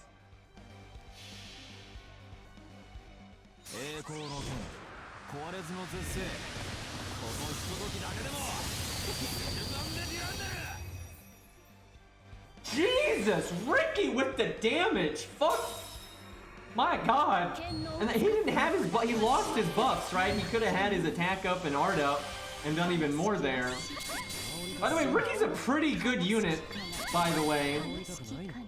So, just to, I really do think it's one of the better starting lineups for free-to-play. If you don't have Martha, Martha's great if you have her. But if you don't have her, do Alex. I think Alex Ricky is great.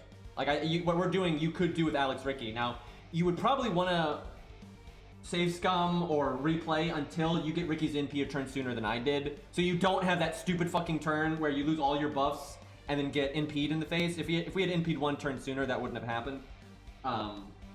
So yeah, I think Alex Ricky Boy can accomplish exactly what we're doing right now. So very strong, and then Asclepius is definitely good here. So Ricky actually survived. I could heal him right now. Right, she has guts, and it brings her back with a crap load of health. Do I save Ricky? I'm not sure we do, but I'm gonna. Because, why not?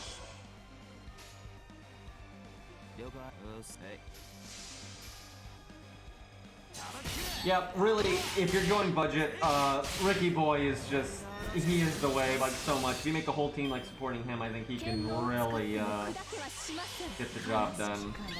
Now, this is where I wish my Martha's skills were maxed, because she would be able to remove Demeter's, defense up again right now. I'm pretty sure she's one turn low.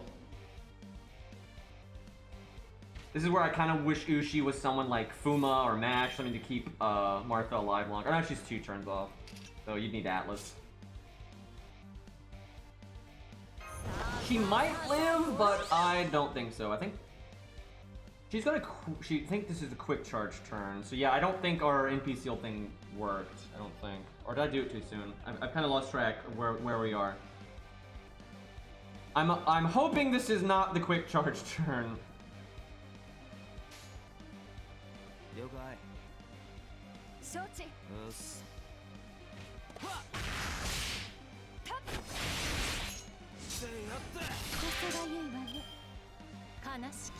Okay, it's not. Okay. I need to pay attention to when the next one is, though, because she will NP immediately when she does it. Man, Martha is so close. Martha is so close to getting, like, huge value right here. Like, she's right on the edge. Also, Ushi, would you like to get a little bit more NP gain there? Like, just a little bit. Man, that sucks that Martha's that close. That is unfortunate.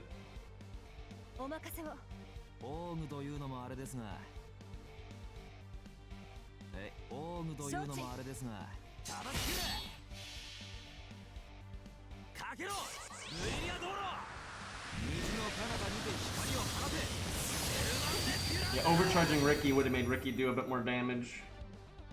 Okay, I don't think I should have NP'd there. Well, it's hard to say. Yeah, her defense up is massive. Damn it. She had her buff removal right there! We could have removed the defense. I'm so sad. We might be fucked because of that. We'll see. God, that hurts.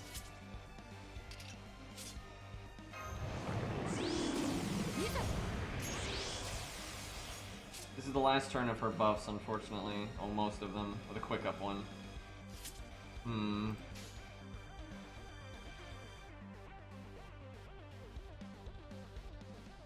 I think I wait. I think Atlas might be the right way now, just because the amount of damage you will get out of removing her buffs again is greater than the amount of damage you get from the attack up. Like, the defense up is so large that I think it's better. Now, I probably should have been with Ushi because we get so much battery back from the attack. Yeah, look at all this. Jesus, yeah, I think I should have NP'd there.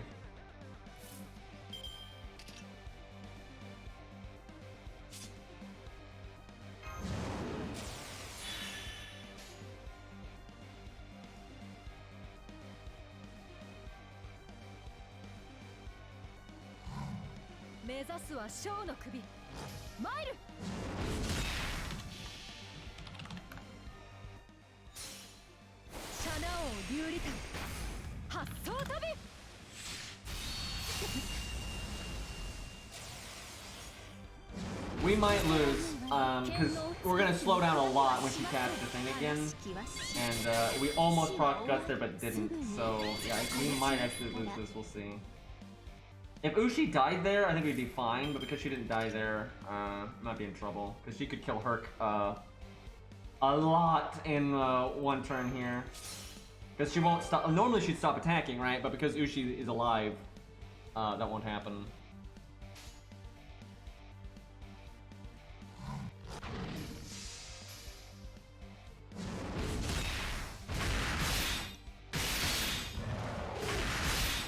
Because we're not really that close to. Yeah, I think we've lost. I think because we're not going to do any damage for a really long time, and yeah, I think we've lost.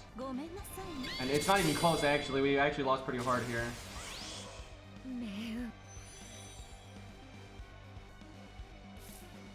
Because yeah, we only got 2 lives left already. The one thing that might save us is the command code, but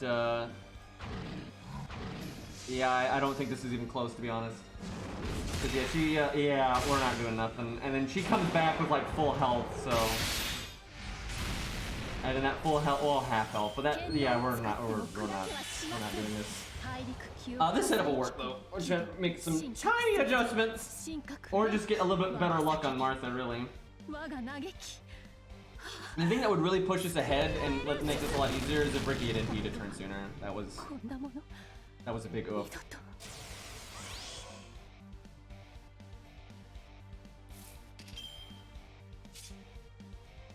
We might still win. No, our evade won't come back in time. It's gonna be 1 turn off. If our evade came back, I think we'd have been alright.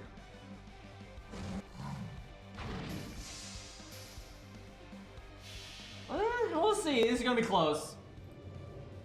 We'll get the music here. That'll help Herc out.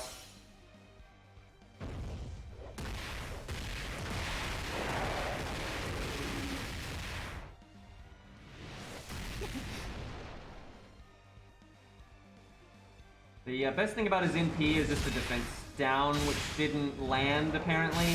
So, oh, excuse me. But well, oh boy, I don't know. We'll see. This is our last turn. So no, okay, no, she healed again. I think we're dead. 1 turn on this. This is literally though because Ushi lived. We died so many turns. We lost so many lives because of Ushi there. The one way we win, I think, is if that Buster card crits. But what the fuck? How are you doing that much damage? Why is she dead? What? Why did we? Oh, sure. Victory lap music. I literally have no idea. I don't know why he did so much damage. I guess he just had so many Buster ups. What the fuck? I actually am kind of mad because I wanted to optimize that team more. Like like Ricky NPing a turn sooner. You know, knowing that she removes your buffs and all that, we definitely could have gotten more value out of that. But I'll take it though. Herc is a strong lad. Don't care about these Olympian gods, man. Okay, well that is a pretty good spot to stop.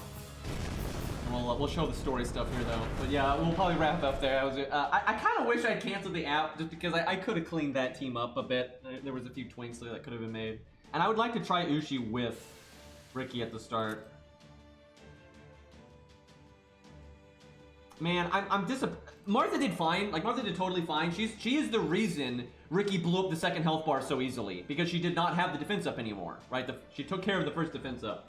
But Martha could have gotten a lot more value there if a few things had been slightly different. You know, like her third skill being upgraded and whatnot. Like, if she could have done her third skill 1 more time, that would have been so big.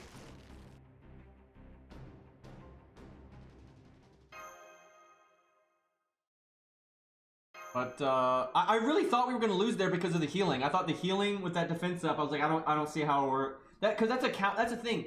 Large defense ups and healing every turn is a big counter to like throwing out medium damage every turn, right? Because Herc does BBB and he's not NPing very much. So he's not throwing out like 200k damage every turn or anything like that. Well, actually, he can be kind of around there. But, you know, he's never doing like those huge, like, you know, finish him off.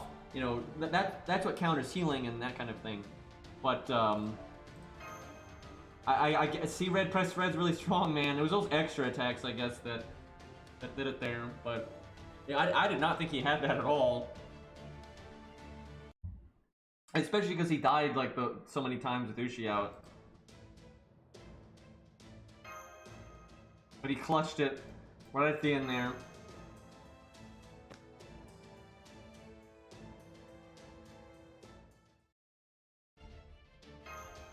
Alright, it's Black Barrel time.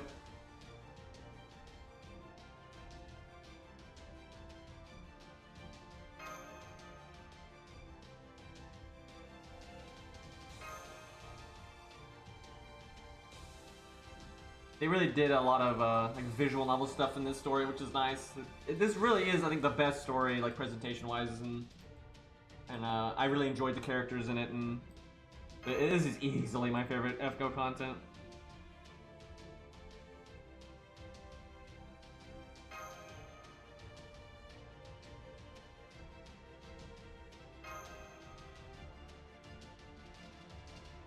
But yeah, if you don't have Herc, the way to go is just to level up another writer, right? You level up another writer like Alex, and actually, no joke, George really can clutch at the end. Like, he really can get a lot more value than you would think.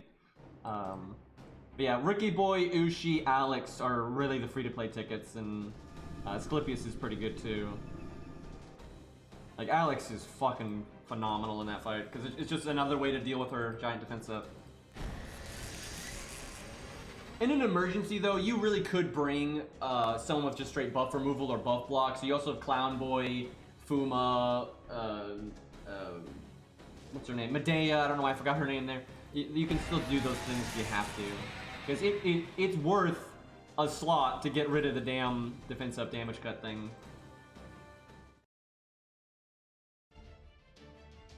They're not going to make her NP Black Barrel. That's why they made it the skill. They're not going to take it away. They're going to take your old NP away. Now maybe they make it an optional NP or something like that.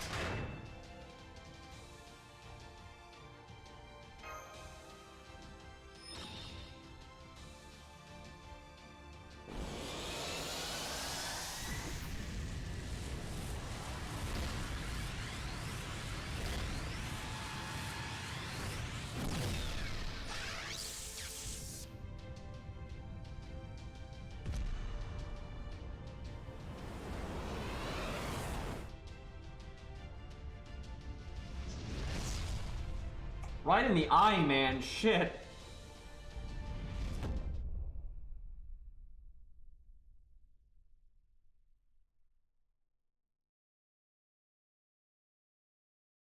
Well, that's it for Demeter.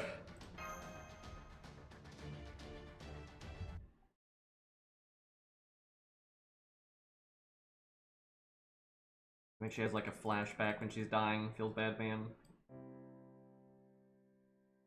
She has a really rough time in 5-2.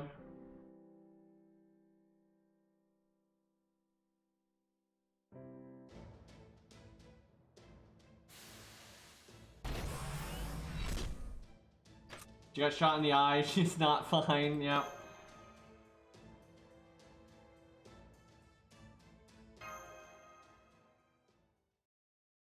Man, I do wish I could have optimized that team just a little. I want story replay, man. There's a lot of free to play like styles of setup that I want to try on that boss that I haven't really gotten to do, and because she's not replayable, I don't get to try it. Because yeah, I didn't really use Ricky to his fullest potential in my video. He still did good, but I could have used him better, and I've always wanted to revisit that. But one of these days, they'll add story replay. Okay, I think we'll stop there. That's get all those cutscenes out of the way, get the Black Barrel shot, all that good stuff. There it is, there's Black Barrel. It goes from A to B, but it's because it goes from Bunker Bolt A to Black Barrel B, and Black Barrel at B is way better than Bunker Bolt at A, if you will.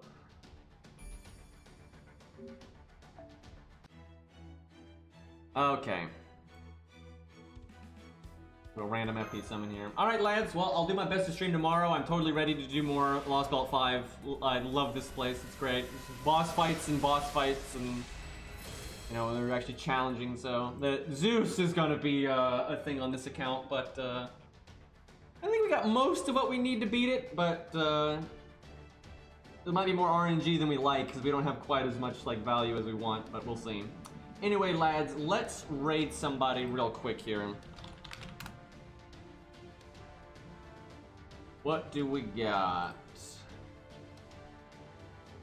Everybody playing Genshin Impact, not playing FGO. Feels bad, man.